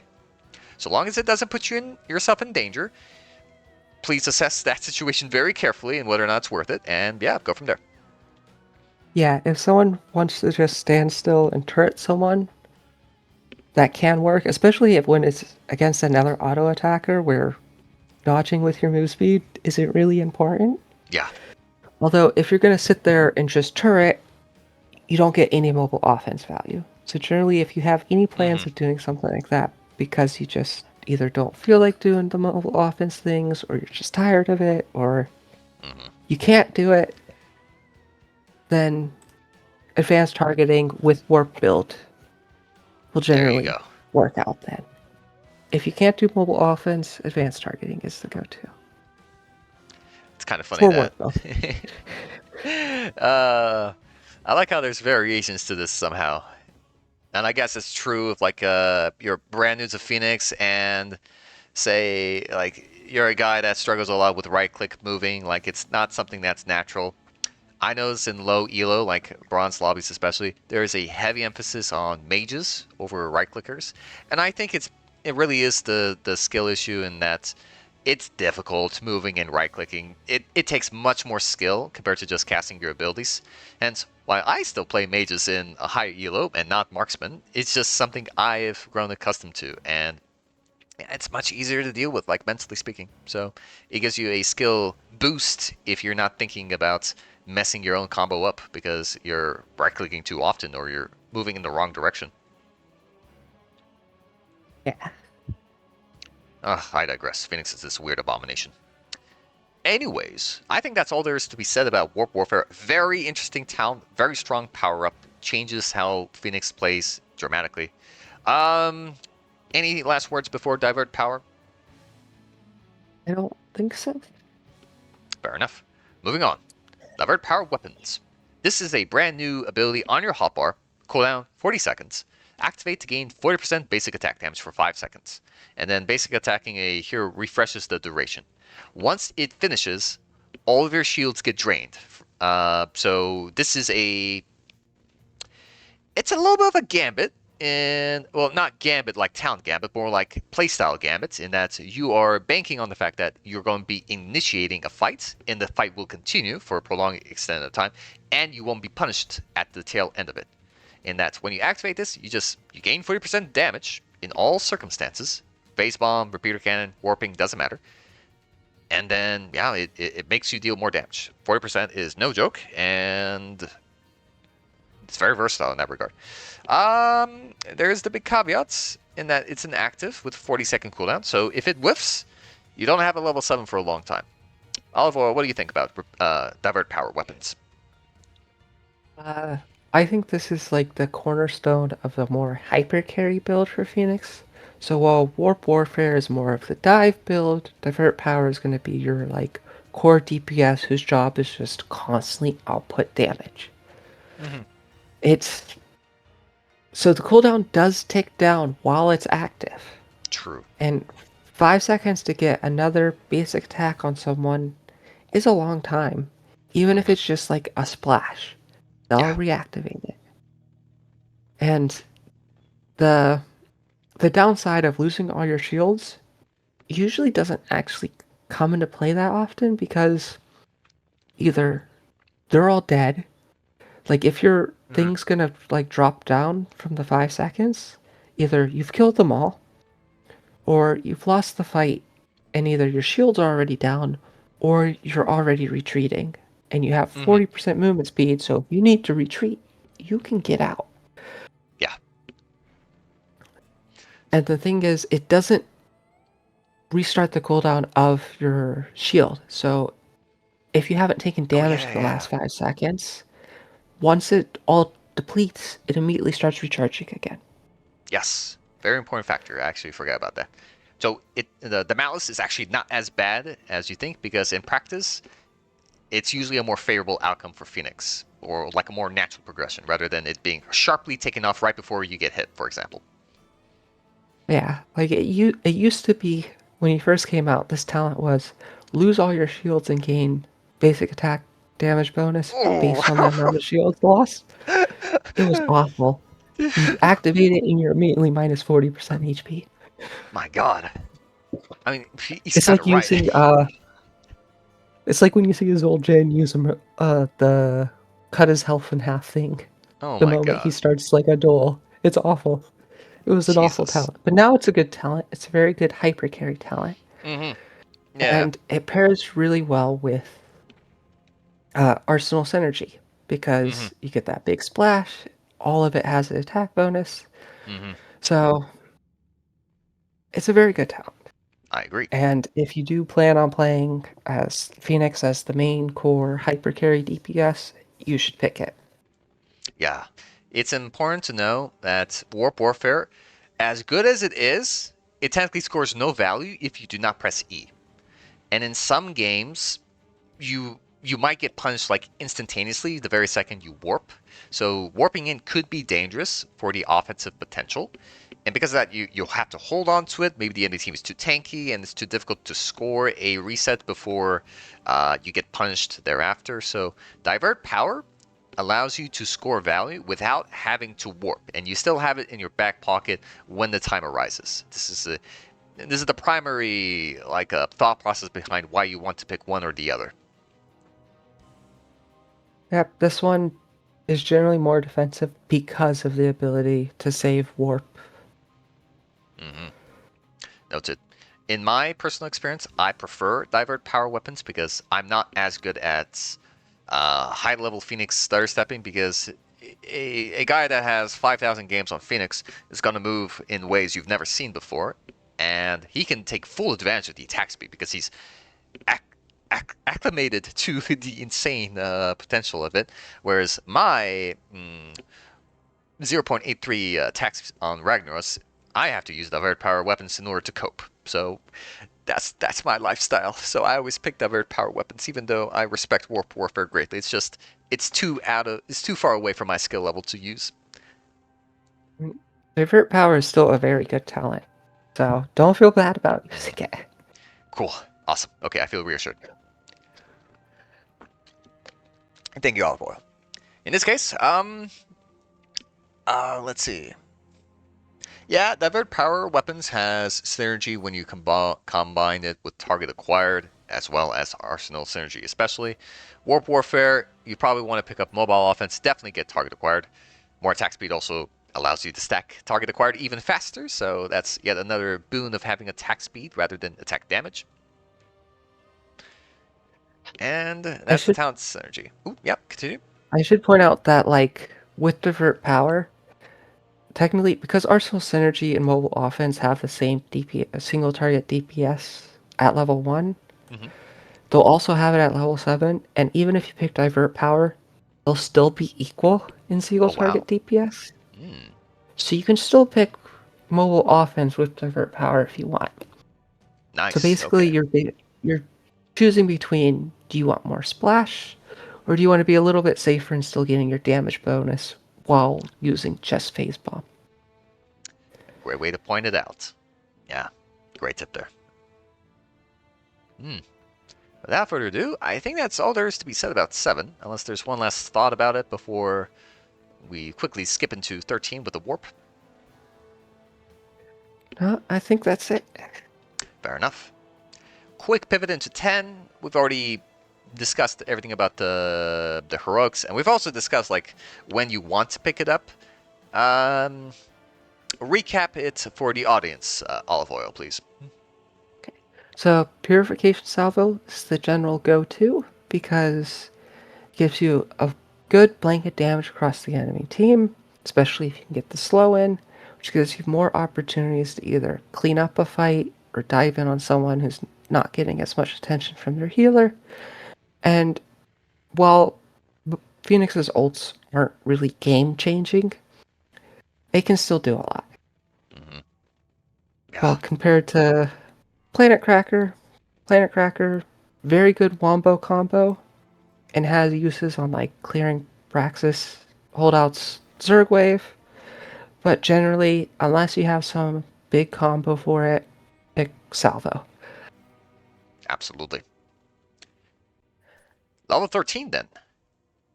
Few options here. This is a four choice pick down here. We have Adenium Shell.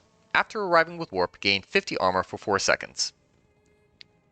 Yeah, doubles your effective health points total. And more importantly, this armor also gets applied to your shielding. So your shielding benefits from it, your health benefits from it. It aids the offensive assault playstyle of the Phoenix dramatically. What do you think of Adenium Shell? I mean, if you took Warfare, you're picking this talent, it just makes you even better at going in on someone, because it lets you actually survive long enough to finish them off to get the reset. Plus, like you said, 50 armor is a lot. Yeah. It's double health. And Mm-hmm. it's a very good talent. Yeah. It's, It makes Phoenix very deceptively difficult to kill because up until this point, he might have been squishy upon warp arrival, and then sometimes he gets turned upon. Adenium Shell makes it a lot more tricky because not only are you contesting with this weird health bar, which is lower than average, so it kind of looks small, but then the massive shielding is hidden underneath, so you don't fully account for it. Like it's not possible. The bars on it are not as clear as the ones meant for health. And there's 50 armor on top of it. So it's sometimes a little confusing to the enemies how easy it is or how difficult it is to kill the Phoenix. And sometimes they take bad fights because they don't realize they're at a big disadvantage when the Phoenix just arrives with warp. yeah, it also even puts more emphasis on Phoenix's main playstyle of quick skirmishes. So that's what he loves. Yeah, And this just builds on that even more. exactly. You warp in, you use your shielding as much as you can. You're using warp for attack speed as well. Hopefully within the 4-second mark you score a kill, and then you get to repeat the process if you want to, or then disengage right after. It's exactly what you said. It's the skirmishing playstyle. Quite solid. Would you ever pick Adenium Shell if you don't pick Warp Warfare? Um, Probably not, because if you're not going Warp Warfare, then you're going Divert Power, which means you're in the Hypercarry role, which means you're near your healer all the time, at which point Rapid Recharge should be the go-to pick. Fair enough. So I Makes think sense. if you're going Warp build, pick Adenium Shell. If you're going Divert Power, pick Rapid Recharge. The other two options are there, but yeah. Yes. And great point on it. Adenium Shell, it's definitely I think a playstyle, but to further reinforce the point on why it's locked into the playstyle, if you try to warp defensively, like if you've already been engaged upon, you might be brought down to a sliver of health, and at that point the bonus armor does not give you any value. It gives you most value when you're full health and full shielding, because that's all of that needs to be broken through with the 50 armor. If you warp away and you have 200 health, well, who cares if you have 50 armor? You're going to die to the first thing that hits you either way. So, offensively speaking, when you're already ready to go, it's great. If you're trying to use it defensively, where you're being mauled upon, and you're probably going to take a lot of damage before the warp completes, at that point, you're going to come out of it weaker than what you would have if you do something else. So, strictly warp warfare. Yeah. Moving to Dampening Field, Phoenix gains 30 spell armor while he has a shield from Shield Capacitor. I don't think it's that bad, but I've seen the math that goes behind it, and I can agree with it on why it's not as good as it should be, and which is why it makes me want to pick Rapid Recharge a little bit more. But my primary thought process is I pick it in like magic-heavy comps, which already have a lot of poke damage to begin with, and this is something I feel like the spell armor might be good for. What do you think about Dampening Field? So I feel like the number isn't high enough to be worth picking, because 30 spell armor on the first 40% of your HP ultimately isn't a lot, Yeah. especially in the cases like facing like poke mages. Usually Rapid Recharge is better both because your healer healing you regenerates your shield, but it also reduces the cooldown before your shield starts recharging on its own, which means usually between each hit of the poke, you'll regenerate a small amount of shield. Yeah. So even in the situation where dampening field would be good against poke, rapid recharge still ends up the better outcome. Mm-hmm. Totally. So Makes sense. if they made it 40% spell armor, maybe it would have a little bit more of a pick Mm-hmm. rate, but it's not good enough compared to the other options. Yeah. Having technically dampening field is probably the best of the options when it comes to being surprised upon, and then you take a lot of magic damage in the first half of the burst combo you're receiving. But it's a bad situation for Fenix, and it's doubly bad because Fenix struggles in these kinds of situations because Warp it has a high chance of being disrupted upon being engaged upon. So technically it helps a little bit in that regard, but honestly, I don't think it's enough to like save him from such a bad instance. I think maybe if Dampening Field provided the spell armor a little bit after it breaks, it might help a lot in that capacity. But yeah, in Poke Wars, Dampening Field does not hold a candle to Rapid Recharge because of those two factors. When your shield starts recharging, you're regaining 10% per second. So the percentage of health you would have saved with Dampening Field will probably get completely overruled by the fact that it recharges faster with Rapid Recharge. Yeah, like even dampening field, even if you get grabbed like by from an Alarak, you're still gonna be dead even with dampening field. Yeah, It's it's not enough really because 30 taking 30% less damage on your 40% maximum health, and then you lose the shield, and then you no longer have the spell armor, which is the going out to the majority of your actual health, feels really bad. And yeah, even though it's great on Tassadar, but Tassadar has his whole health bar, and he also has Archon, and he also has Plasma Shielding. So all of those factors stack on top of one another to make his 30 spell armor go really far. But not Fenix. Fenix, if you lose the shield, it's gone. yeah, it's not an awful talent. It's just not good enough. Yeah, it's not good enough.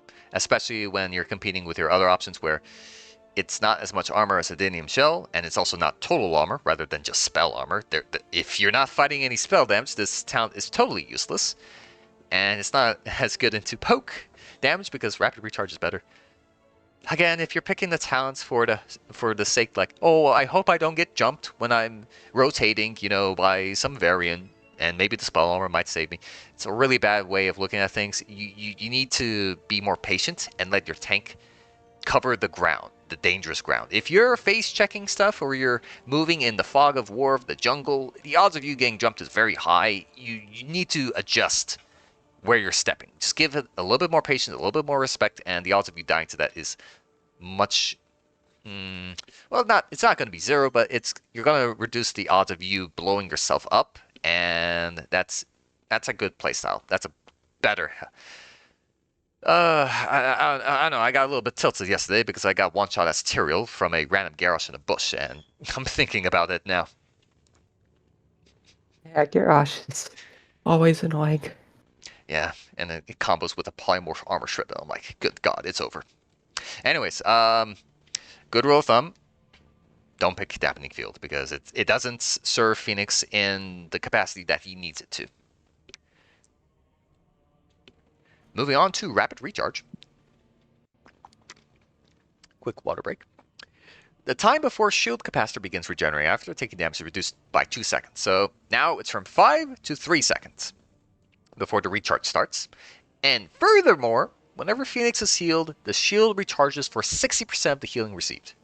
At this point in the game, at level 13, if you receive a 500 strong heal, you're going to be healing 300 shields, which is really good.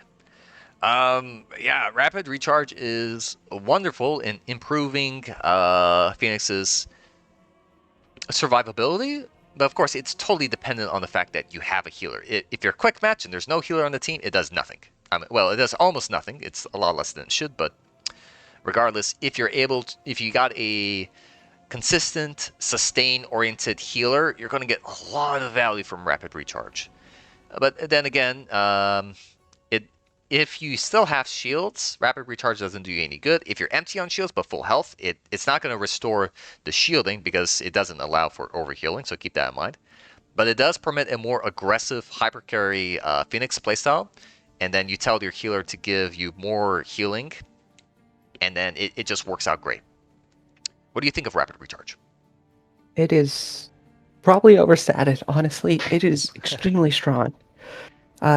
If you're getting burst or getting if the enemy tank goes on you and you're getting burst down, 60% bonus healing is massive. You become very hard to kill. As long as you have an attentive healer, you're honestly it feels like you're unkillable Yeah, almost. especially with someone like a Lieutenant Morales. And especially since it fixes like earlier we said one of Phoenix's biggest problems was that because he has to wait for the shield to recharge, even if he gets topped up by his healer, he still has to wait. This fixes that problem Yeah, most of the time. 5 to 3 Plus, seconds, huge deal. Continue. yeah, yeah, and the 5 to 3 seconds, that means with dots, like not many dots last longer than 5 seconds, or if they do, it's like 6 seconds. Mm-hmm. Having your shield recharge start after 3 seconds means you'll be cutting off like half the damage of like Gul'dan's corruption or Nazeebo toads or whatever. Or Very strong like point. two-thirds of Lunara's poison. Yeah, It's very good. It's no joke. very strong talent. If you pick divert power and if you're playing the hypercarry role, you pick this talent. It Exactly. is it's overstated, honestly. I think it's too powerful. Yeah. I think I looked at it and I thought the same way. Is this not broken? And I'm like, no, it can't be broken. I think Dampening Field was more broken. This was me 5 years ago. Well, rapid recharge used to be worse 5 years ago. Okay. Oh, well, okay. Then I don't feel so bad about that then. Then, goodness me. Yeah. Yeah, old rapid recharge, I think it didn't reduce the cooldown at all. It was just the bonus Ooh, healing, yeah. That which makes a was big rough. difference. Yeah.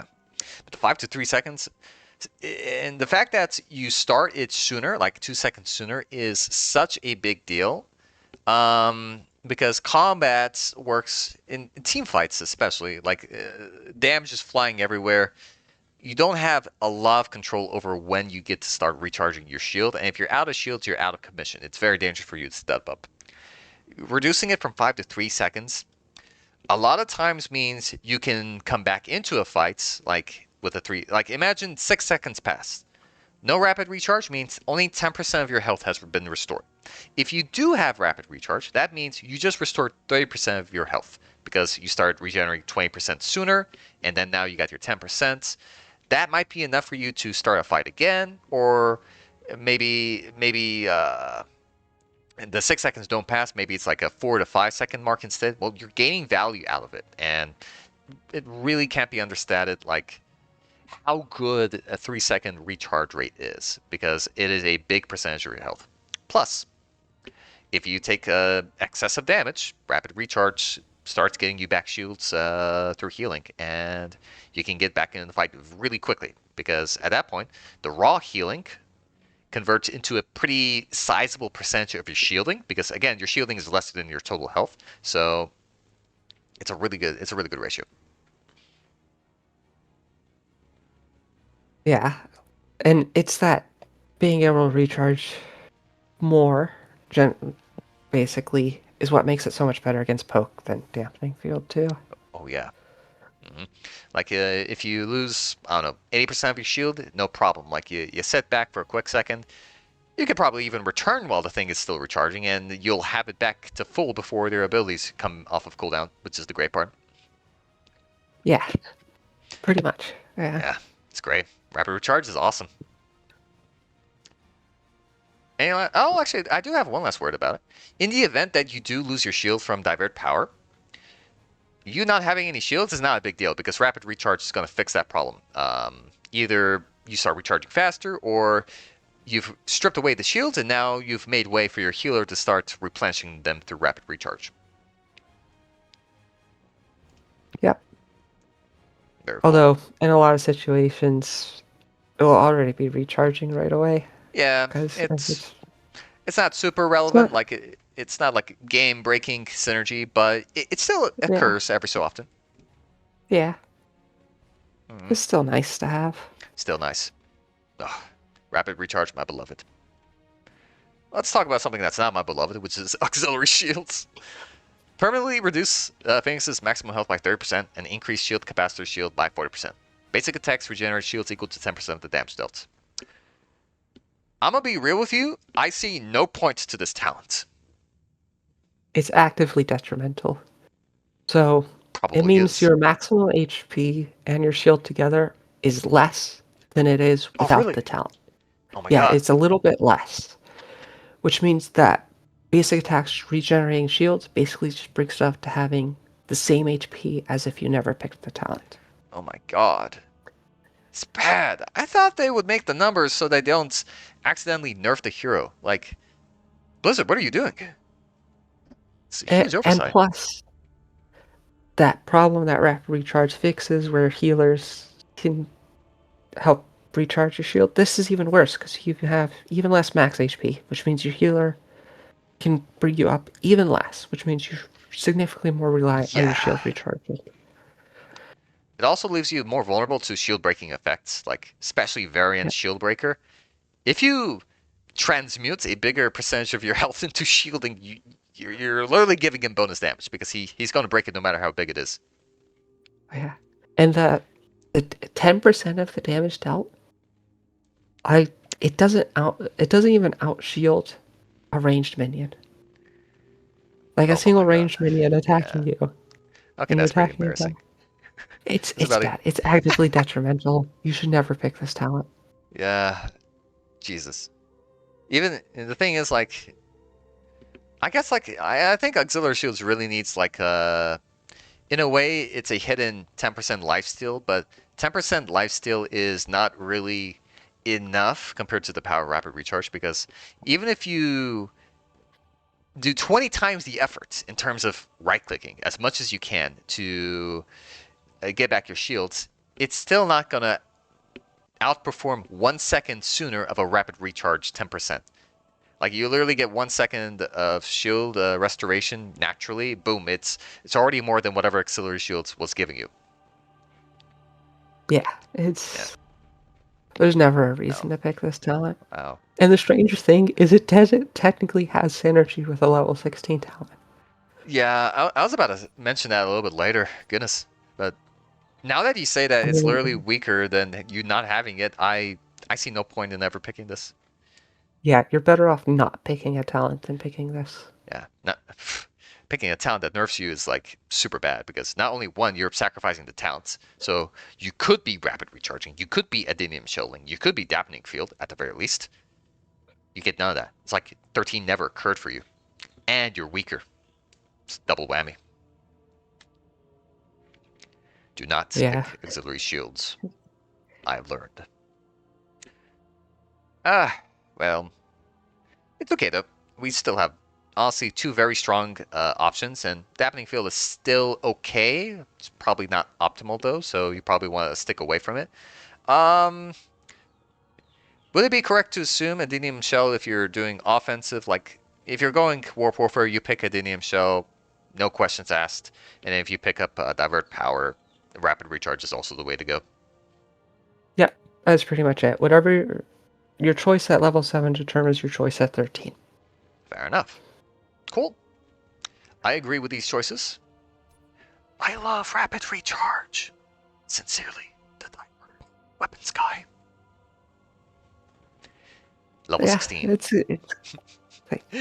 Yeah, it's great. It's great. I love it. 16. Offensive Cadence. Every third basic attack against heroes while repeater cannon is active deals an additional 6% of the target's maximum health as damage. What's cool about this is, unlike Manticore, or like other, Manticore primarily, you don't need to batter a single target. It's every third basic attack from yourself. So you could hit, I don't know, Vala twice, and then maybe the third hit goes on to the Diablo. The Diablo gets the percentage HP damage because he's the third hit. So This lets you change targets freely without sacrificing DPS, unlike Vala, where she needs to keep hitting the same target over and over to get the percentage damage. And it's percentage HP damage on a high attack speed hero. It's great. What do you think? I think it's very good. I never actually even thought about priming the first 2 hits on a different hero. I have Now, noticed that there's no cooldown basically on it. true, There's no like duration where it eventually falls off. Once you get the first 2 hits, your third hit will give it, even if it's like a minute later. true. Yeah. Which is very good. And having what's essentially 2% basic attack for every basic attack, and then you get a bunch of attack speed bonuses, this lets you shred tanks very, very fast. Yeah. If you see the Diablo, I think it's pretty obvious what you have to do to deal with him. Yeah, this talent is the go-to for level 16. It also helps with warfare because it helps you kill your target faster, so you can get out faster. Yeah. It's a very strong talent. It's basically Tychus. Tychus's minigun as a talent. You get to put that into a little Phoenix there, and then watch him go at Mach 5. Phoenix is very strong into, well, he's weak to being engaged upon, so you really need to be careful with the tank matchup when it comes to Phoenix, but if the tank engages on something else, Phoenix is very good at punching it. You've got unlimited speed, you've got slowing on them, you've got attack after attack after attack, and then you've got offensive cadence to really break the camel's back. Yeah, it is a very strong talent. Yeah. And the fact that it hits every third attack is a really big boon to it. It's not so much, I mentioned that it's possible to swap targets, but it's more importantly what actually ends up happening is as you're focusing a target, there's a chance they might die or, you're finished attacking them and then you go on to your next target. You don't lose any progress. And that is much more relevant than swapping targets. But yeah, it does optimize the damage you get out of it faster than Vala, for example. Or Illidan, because he also has the brand mark. Yeah. I should point out that with Arsenal Synergy, since you're swapping to your Phase Bomb, and Phase Bomb does not count towards this. True. It's not as effective as this talent is with, like, mobile offense. Got you. Very strong point to keep in mind. Yeah. Keep that one in mind. I don't think there's anything more to say about offensive cadence. It's it makes what you do. Yeah, it makes what you're already doing even better, pretty much. Exactly. That's the catchphrase. It's what we're really looking to do on Talents Overexplained. Is find out exactly what makes what you plan to do better. Moving on to Photonic Weaponry. Phoenix deals 20% more damage while he has shield from Shield Capacitor. Do you know how the numbers work out for Photonic Weaponry? Do you by chance know? Not exactly, but it's generally worse than offensive cadence. Because, the 20% also applies to your Q and your ult and stuff, but it requires your shield to be active. Very big caveat. And is 20% equal to essentially 2% damage? I think not. For auto attack. And I don't think it is. Yeah. Like, it doesn't sound like it should be. Like, maybe against, like, Avala, Photonic Weaponry might ultimately be more damage, but it's not worth picking. No. It's also a little bit awkward because in games where the flat damage increase rather than percentage HP is more relevant against low health targets, but you know what else low health targets do? They deal a lot of damage. And if you're dueling them, they're going to be fighting back, and your shield is going to go down. And at that point, you no longer have Photonic Weaponry value. Yeah, it's not reliable enough, and it's not a big enough bonus to be worth picking. Yeah. Now, it does technically have synergy with the level 13, the auxiliary shielding, because you're constantly regaining a tiny bit of shields. Photonic weaponry is constantly like reactivating. Yeah. Even if you run out of your shield, you still get it a lot. Mm-hmm. But that means you had to pick auxiliary shields at 13, which Yeah, and you if don't you're want to do that. no, you don't want to do that. And you're picking a subpar 16 to try to make it work. It's triple whammy. You got bad talent after bad talent. Yeah, and then even together, they don't even equal like one of the other talents. Yeah. Is In the events, yeah, like you're doing like I don't know, Octograb, and you want to contribute a little more damage with Planet Cracker to make sure it fully scores a kill, then maybe Photonic Weaponry is good. Aside from that, like it's yeah. I very mean, it's even then, you just want offensive cadence. true. Like that's just significantly more damage, and it lets you burn tanks, Yeah. which take longer to be healed up, which is Hmm. really good. It's just Yeah, the other two don't really have a reason to be picked over offensive cadence, unfortunately. I do agree. I think Photonic Weaponry would have been better if Phoenix had access to another ability. You know what really should have happened? Maybe his trait is both the shielding and the weapons changing, and then you press your trait to change weapons, and then you have a actual functioning damaging ability on your W key. And at that point, if you had another source of damage, Photonic Weaponry would be much more interesting. But you only have your Q, and your Q kind of sucks for damage. You're using it for slowing at this point of the game at level 16. And your R, although really good, you know, I'm not going to knock it. 20% bonus to really big AoE damaging abilities is pretty big. They're still unreliable ultimates at best because there's a high chance they don't hit all the targets you desire. And then at that point, the 20% really doesn't matter too much. It's much better having offensive cadence in your back pocket because it's always useful. You're always going to have advantage of it, whether it's tanks. There's always a tank. There's always a right clicker to kill. You know, it helps a lot. Yeah. Mhm.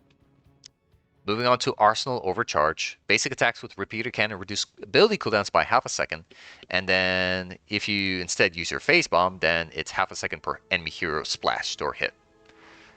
Thoughts? Question mark? So this is pretty bad because, like, technically it also reduces your ultimate cooldown, but that part doesn't really matter.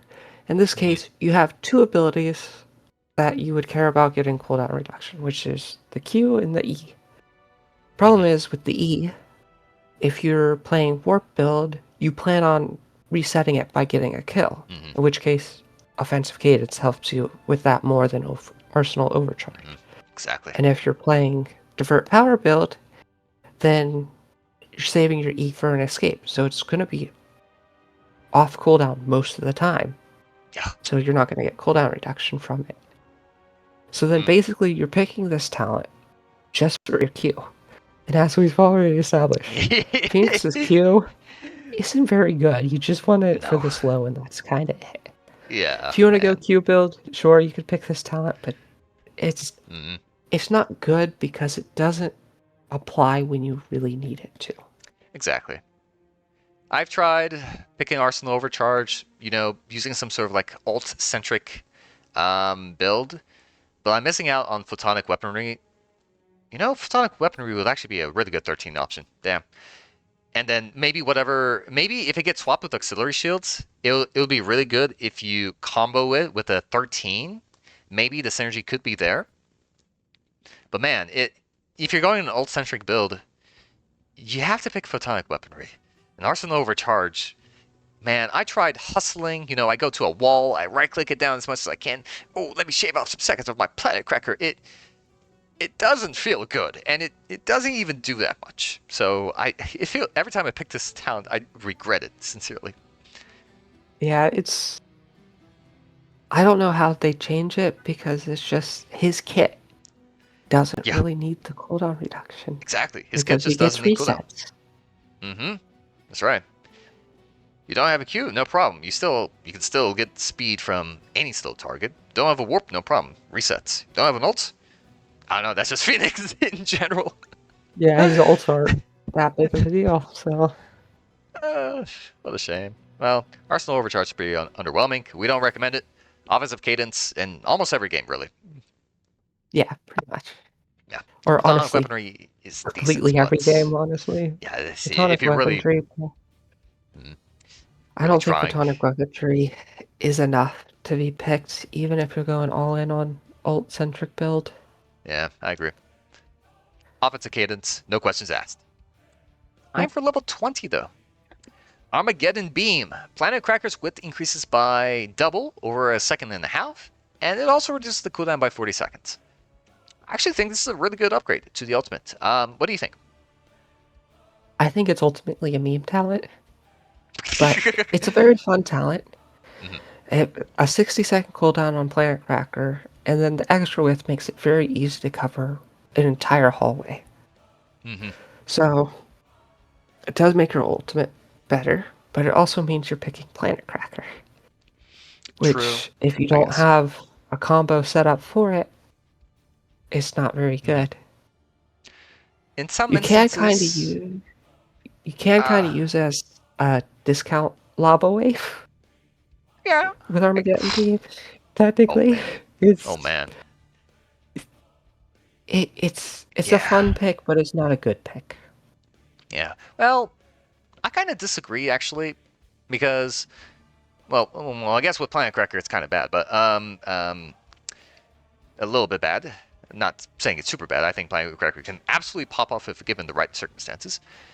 Armageddon Beam, in my opinion, makes it a lot better in two forms. One, the fact that it's a lower cooldown makes it much more incentivizing to pick enemies off at range. So you could just freely drop it, and then you're going to have the ultimate ready again for the next objective. Because dropping anything from 100 or anything to a 60-second cooldown is a really, really convenient time frame, because that aligns with death timers, and 60 seconds is just on the money for a lot of objectives as well. So you have them ready whenever you needed to. And plus, increasing the width, a lot of time, the most obvious thing enemies will do is they're going to move sideways in order to get out of the beam, which is exactly what the width helps in trying to cover. And if you hit a slow target, they're going to be slowed. There's a real chance the beam is going to be extending out faster than they can run out of it, which scores you bonus damage. And every fraction of a second that they're in it, they're taking a lot more damage. So, in essence, Armageddon Beam can totally double the damage output of your ultimate. And in cases where you you just score more hits with Armageddon Beam when it goes wider, and then you tag multiple enemies with it. I think Armageddon Beam justifies a Planet Cracker, even though Planet Cracker might be bad. Armageddon Beam makes it decent, very decent.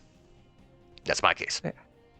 I say it's more of a meme talent because there's other options the tier that are better. Like it's definitely an Oh improvement, yeah. and it definitely takes Planet Cracker significantly better.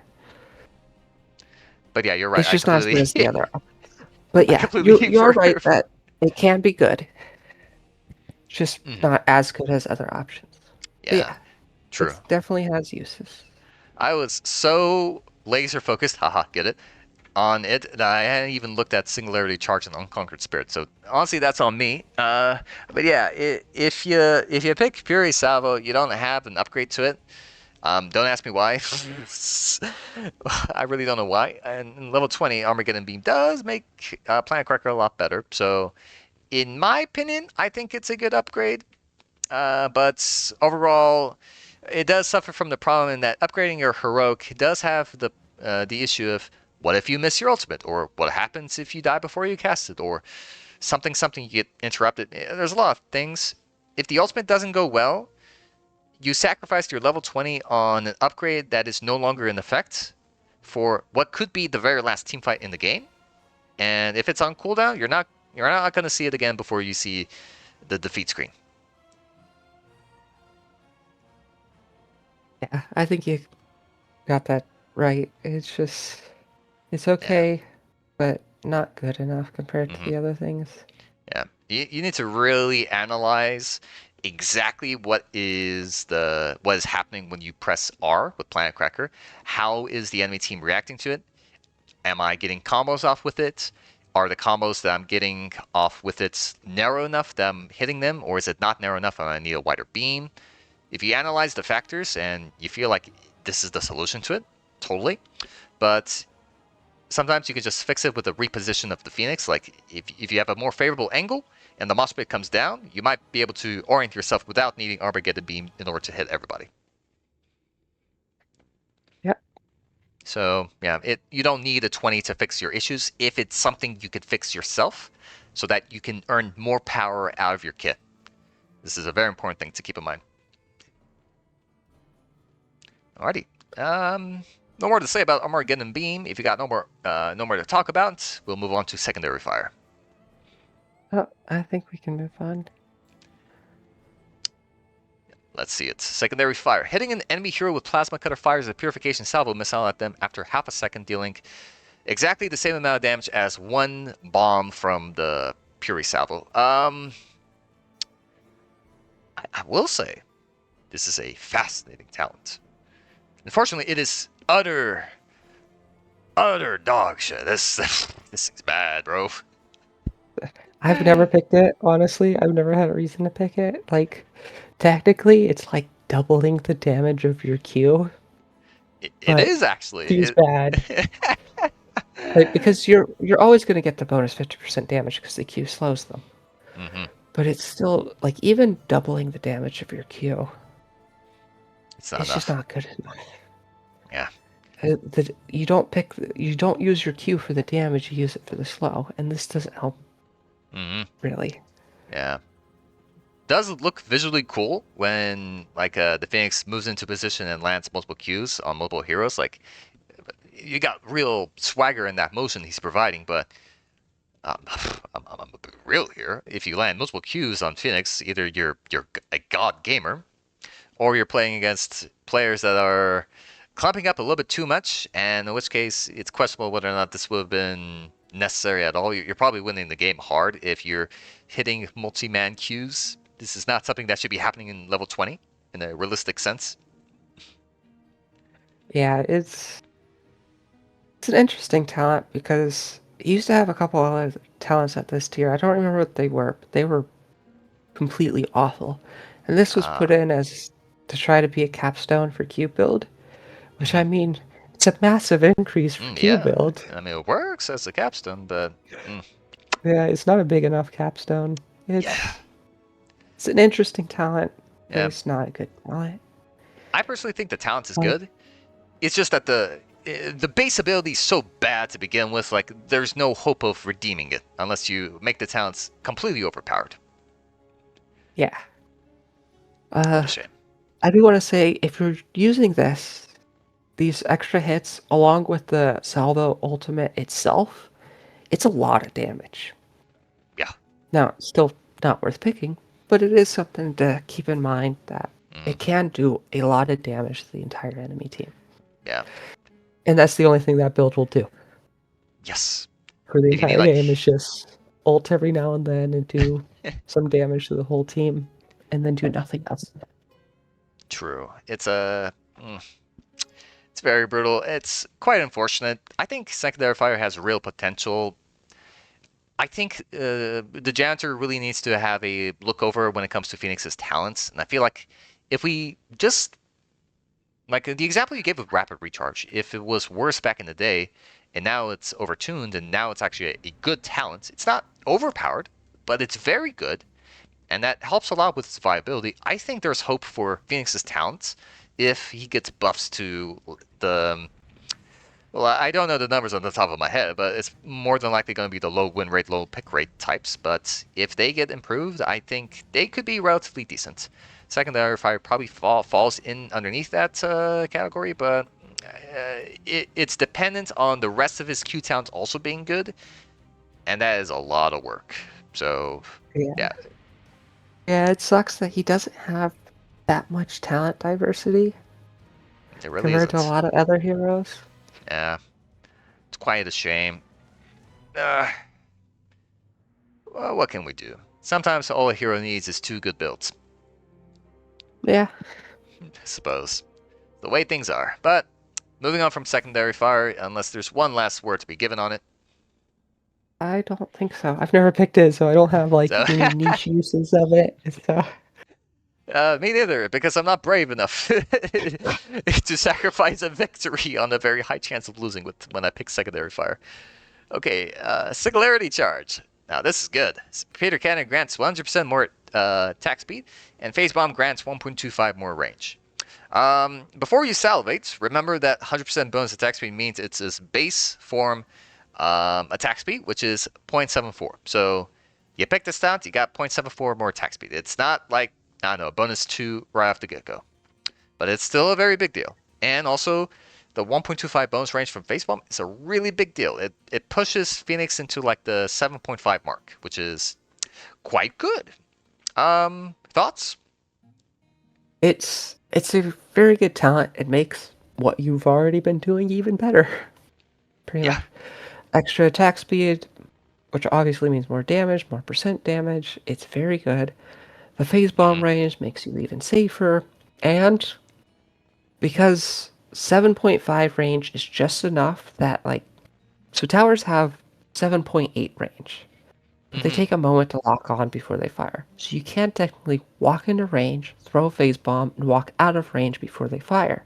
And you Mm. can keep doing that in order to just get free hits on towers, Mm. or forts, or keeps, or even the core. Although Mm. forts, keeps, and core have 8 range, so it's a little bit tighter of a movement, but now generally that's not a good use of your time, but it is something you can do if you have a free moment. Fair enough. Great tips there. It's now the main problem with this talent is that it's competing against Unconquered Spirit, which gives you extra shield when you would die, your shield recharges. And the main uses of when you're going to use which is like think of it sort of like a bell curve. If the enemy team is not very threatening, you can pick Singularity Charge. Mm-hmm. If the enemy is kind of threatening, you can pick Unconquered Spirit because that gives you some more survivability. Mm-hmm. If the enemy is so threatening that Unconquered Spirit won't save you, then you might as well just go Singularity Charge. Yeah, that is a bell curve, I will say. Yeah. Singularity Charge also helps warp build a lot because easier to get a reset because it's easier to kill someone.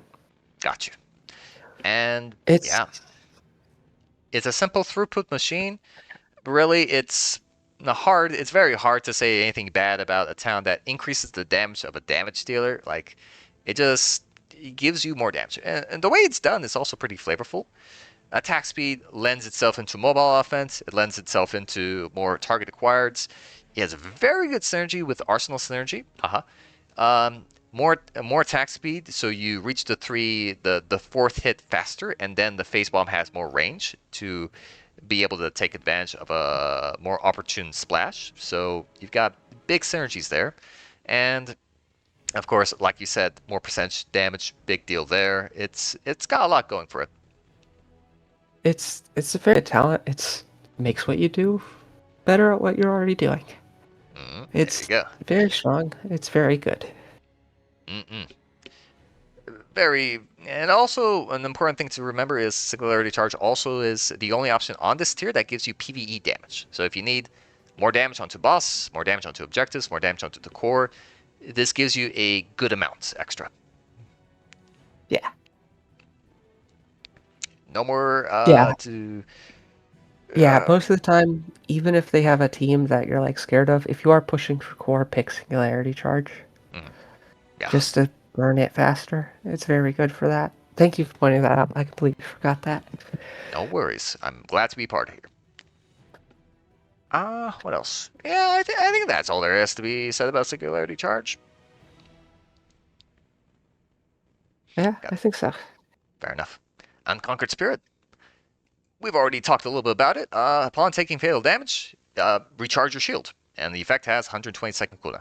I think, yeah, okay. So Phoenix naturally has 760 total shield, so 800 means it's a full recharge, unless you have auxiliary shields, in which case it's not a full recharge. Oh, great. Yeah. In the events that Phoenix is getting blown up to the enemy team, having a second life is a big deal. And the way it's implemented is also really smart because if you have rapid recharge and Unconquered Spirit triggers, well, guess what? You have 1 health and all the shields. So your healer is going to turn you invincible in just a second. Yep, it's very good. It's also very good at baiting people because people will see Yes. you at low health and they'll think I can dive in for that kill, especially when it's like a Genji or a Li Ming who thinks they're Mm-hmm. gonna get a reset to get out, and it really screws them over. Especially Yeah. since, like, when you first pick the talent, there's a little design on the bottom of Phoenix that has like little blue shields to denote that it's active. For Oh. some reason, after it recharges after being used, it doesn't show up again. So enemies won't Oh. actually be able to tell when it's up. I never knew it even had a visual. Yeah, it's Diva's emergency protocols or something. It's the Mm-hmm. same thing with like the bonus shield when she'd normally die. I see.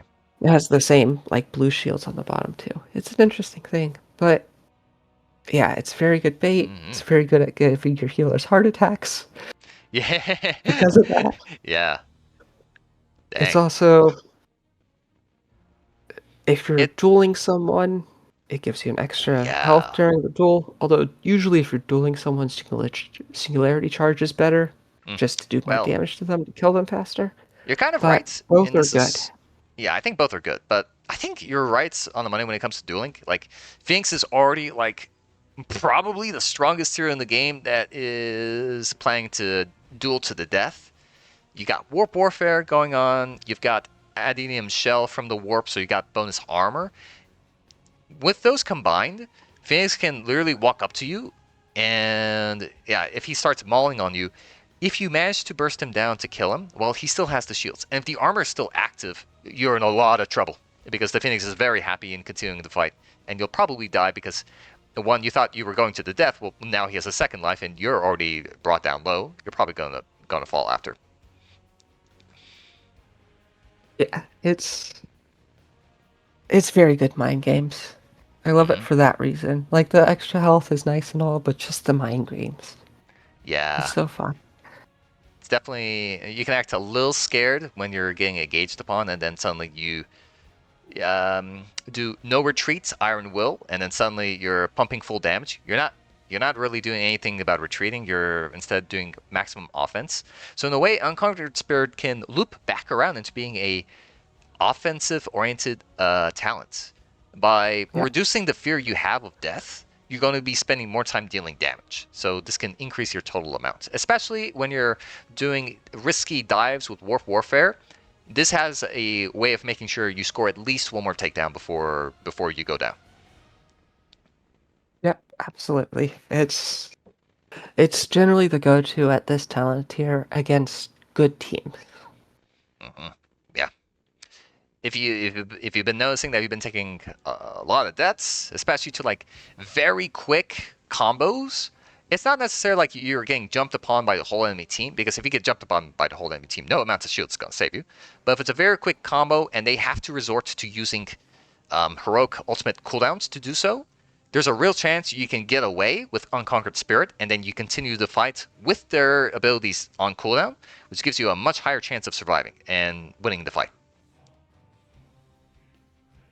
Right. I do want to point out against like pick comps like Garrosh and Alarak, something Hmm. like that, Unconquered Spirit isn't going to save you. Yeah, And at that point, just pick Singularity Charge. But yeah, outside of those situations, Unconquered Spirit is very good. yes. Plus, there's one last thing to be mentioned about it. The effect has a 2-minute cooldown. Compared to Uther's Redemption, which is a 3-minute cooldown, and Malthael's Revive, which is a 3-minute cooldown, 2 minutes is a bargain. And not only that, when you activate it mid-combat, it is seamless. You're not using any abilities, it just happens, and you're already recharging it. So by the time that this starts and the fight is over, you're going to have 100 seconds left on it, and then sooner than you think, you're going to have it ready again for another objective. Like, it kind of happens. Yeah, it's less of an extra life and more just a defensive cooldown almost. True. Yeah, very good way of putting it.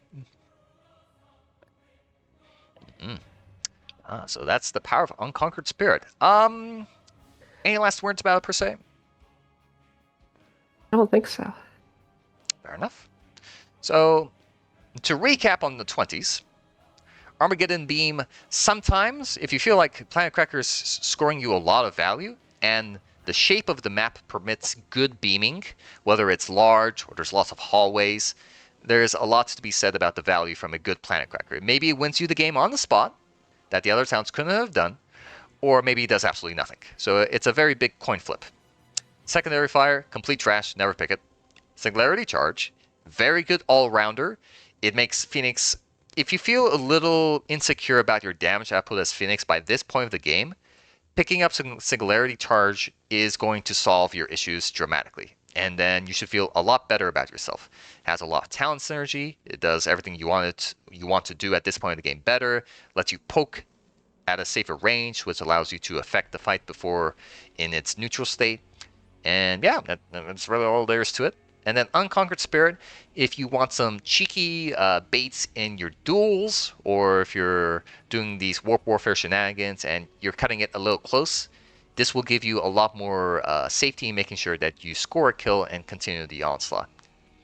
And yeah, that's how I feel. Yeah, I think you summed them all really well. Excellent. If you were going Warp Warfare and Divert Power weapons, which towns would you pick at 20? So that really, it's still based on that like bell curve situation. Mm-hmm. For either one of them, you could pick either Singularity Charge or Unconquered Spirit, depending. Mm-hmm. Now, Warp Warfare with Singularity Charge can kill very quickly. And if they have a very tanky team, Mm-hmm. it helps a lot. Yeah. Of course, Unconquered Spirit, especially if you're the Hypercarry with Divert Power, Mm-hmm. you're going to be focused a lot. So having Yes. that extra buffer is very important. Mm-hmm. Make sure the carry So doesn't die. generally Warp Warfare will lean more towards Singularity Charge, and Divert Power will lean more towards Unconquered Spirit, but they are interchangeable for both builds. Awesome. I think this might be Phoenix's first real... Well, actually, no. The first choice was probably at level 1, and then at level 20 you finally get another opportunity to make a choice depending on the game state. Yeah, it's It'd be not a what lot it of variation. be. Sometimes that's how it's going to be. Well, with that, I think we're done with the towns, actually. Yep. Suppose we'll go into ability sections here. Let's see here. OliveOil, please paste us your 2 builds for Phoenix.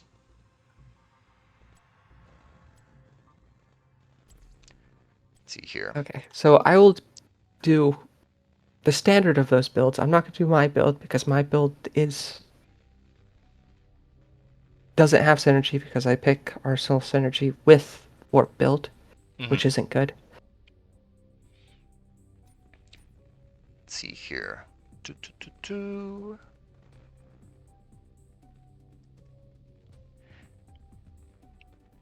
what we got here? So this will be the general Divert Power build. Mhm. Level 1, you can choose either Arsenal synergy or Mobile Offense, and level 20, you can do either Spirit or Singularity. But everything else will generally be the same, except Got you. ult might be different. And as for the other build, This is the Hypercarry build that OliveOil is showing here. It's more important for Phoenix to deal continuous and consistent damage at a safe range. This is, typically speaking, the option you want to do. It's better in balanced team comps as well, and fighting against them too. And then for the second one. So this one is Warp build. If you want to dive in on someone, kill them quickly, get out. Excellent. Generally, your level 1 is going to be Mobile Offense. If you can't do it, you can pick Advanced Targeting. 10, again, whichever ult's most useful in the situation. And then 20 can be swapped around with Spirit if you need it. But otherwise, the other talents are all going to be the same. I love it. And this is basically the only 2 builds there are for Phoenix. Even if there's the Q build as a third option, don't simply don't. And feel Yeah, free don't to, save yourself the headache. yes, feel free to try out these builds here. These will serve you much better. You got the Hypercarry build and you got the dive build. And yeah, those are talent builds. Lastly, to finish off the Phoenix video, do you have any special hero synergies you want to see on your team when you're playing Phoenix? So obviously there's the setups for uh, Planet Cracker. So you'll want Something like, ETC, mm-hmm, Zarya, those kinds of things. As for more non-ult related things, slows are very nice. mm-hmm, May, Arthas, Jaina. I mean, there's a mm-hmm. whole conversation on whether Arthas is worth picking, Yeah, yeah, maybe Lunar or but he something does like that. synergize with Phoenix. Mm-hmm, Of course, if you're doing Hypercarry build with Ariel, it can work very well because mm-hmm, the burst healing from Ariel and rapid recharge, you just go from 0 to completely full in both meters. yeah. A little ridiculous, although there is a little anti-synergy if you get interrupted by if Crystal Aegis interrupts the wind up for your E, you do not get the cooldown refunded. It's gone. Ooh, So you might accidentally get killed by your own Ariel in I that see, case. I see. Gotta watch out for that. For Yeah. healers, would you recommend burst or sustained healers when it comes to rapid recharge? Probably burst, because Mm-hmm, if it's a sustained healer, you'll take some damage and then they'll start healing you, and then you'll get some shield back, and then any damage you'll take will still hit that shield, but the sustained healing will generally not kick in until the damage actually breaks past the shield. I see. With burst, usually you'll get knocked down pretty low, and then you get the burst heal, and then you get everything maxed out, and then you're Mm-hmm, basically back to full, and you kind of do your own thing for a little bit. got you. Something like White Mane, Uther, Anduin to a degree, maybe even Stukov would be good. Yep. Nice. Hmm. Any other type of synergies you might be looking for as Phoenix? Do you like fellow heroes that assist you in the dive?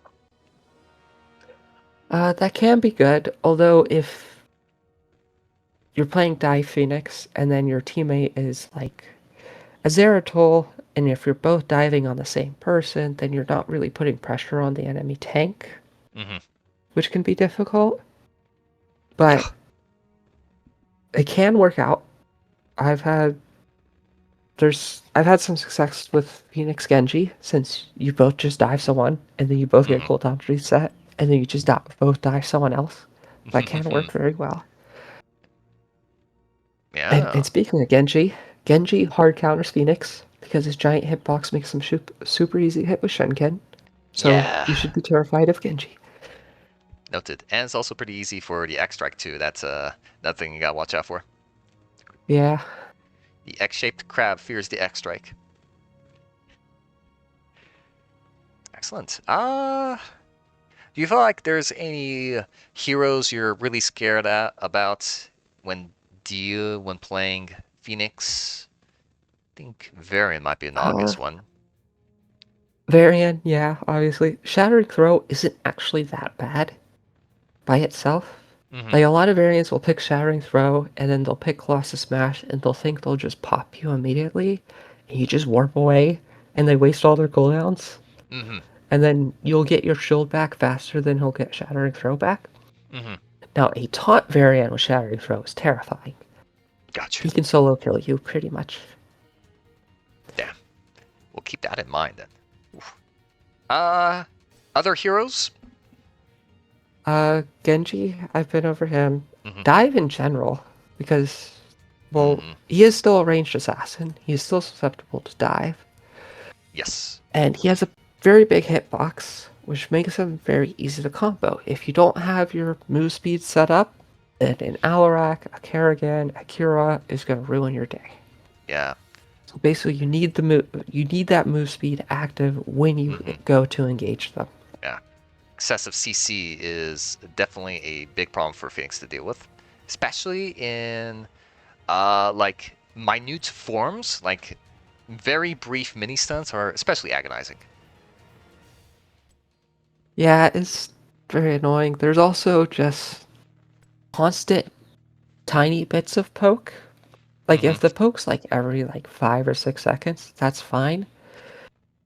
If you have rapid recharge, but if the poke's faster than that, you won't have Yeah. time to regenerate any shield in between, Mm-hmm. and you'll start the fight basically minus 40% HP, even if you're topped up Mm-hmm. by your healer. Yeah. Especially That something one's like a. not really a hard. That one's not really a hard counter. It's more just annoying, but it's still something to Mm, keep is a track real of. weakness for Phoenix to deal with, as opposed to someone like Vala who constantly lifesteals back to full health. Yep. Noted. Is there any? Uh, Is there a lane in the off lane that you lose to as Phoenix? Surprisingly, other ranged assassins, because early Mm-hmm. game Phoenix has so Phoenix generally early game has less damage than some of the other ranged assassins or ranged Mm-hmm. marksmen at least, but he makes up with a bit more utility with his wave clear and his escape. Got you. So generally, Zul'jin surprisingly is hard to deal with because you can't skirmish against him because he'll just regen in between. Yeah, So you matches your basically regen. just have to clear the wave and that's it. Mm-hmm. But in terms of bruisers, Yeah, a I mean, lot I of guess, bruisers. They're short ranged, and you kind of match their healing, quote unquote, with your sustained shield. Uh, yeah, I guess any healer with a point and click dive or a dive with a big hitbox. So if Imp hits you, which he shouldn't hit you most of the time, but if he does, that's rough. Chen has mm-hmm, a point and click jump, and then his W is completely overtuned right now, so that's hard to deal with. mm-hmm. Uh, Illidan can be surprisingly hard to deal with. Yeah, Elden's very oppressive, especially into a matchup where his blind gets, sorry, his evasion gets a lot of value. Mm-hmm. Noted. Yeah, those are the big ones I can think of off my head. Fair enough. Then I think that's it. I think we figured out Phoenixer. Okay. Ladies and gentlemen, that has been Phoenix Towns Overexplained. Thank you very much for tuning in, and especially listening to me, and especially listening to my special guest here, OliveOil. Yeah, this was nice. Thank you for having me. It was a tremendous pleasure, and I personally, I did not expect you to come up because I know you're kind of shy about talking. So this has been a great pleasure and honor having you up here. And I hope that Yeah, everybody here has learned something new about Phoenix. yeah, thank you. Awesome. Well, guys, bye.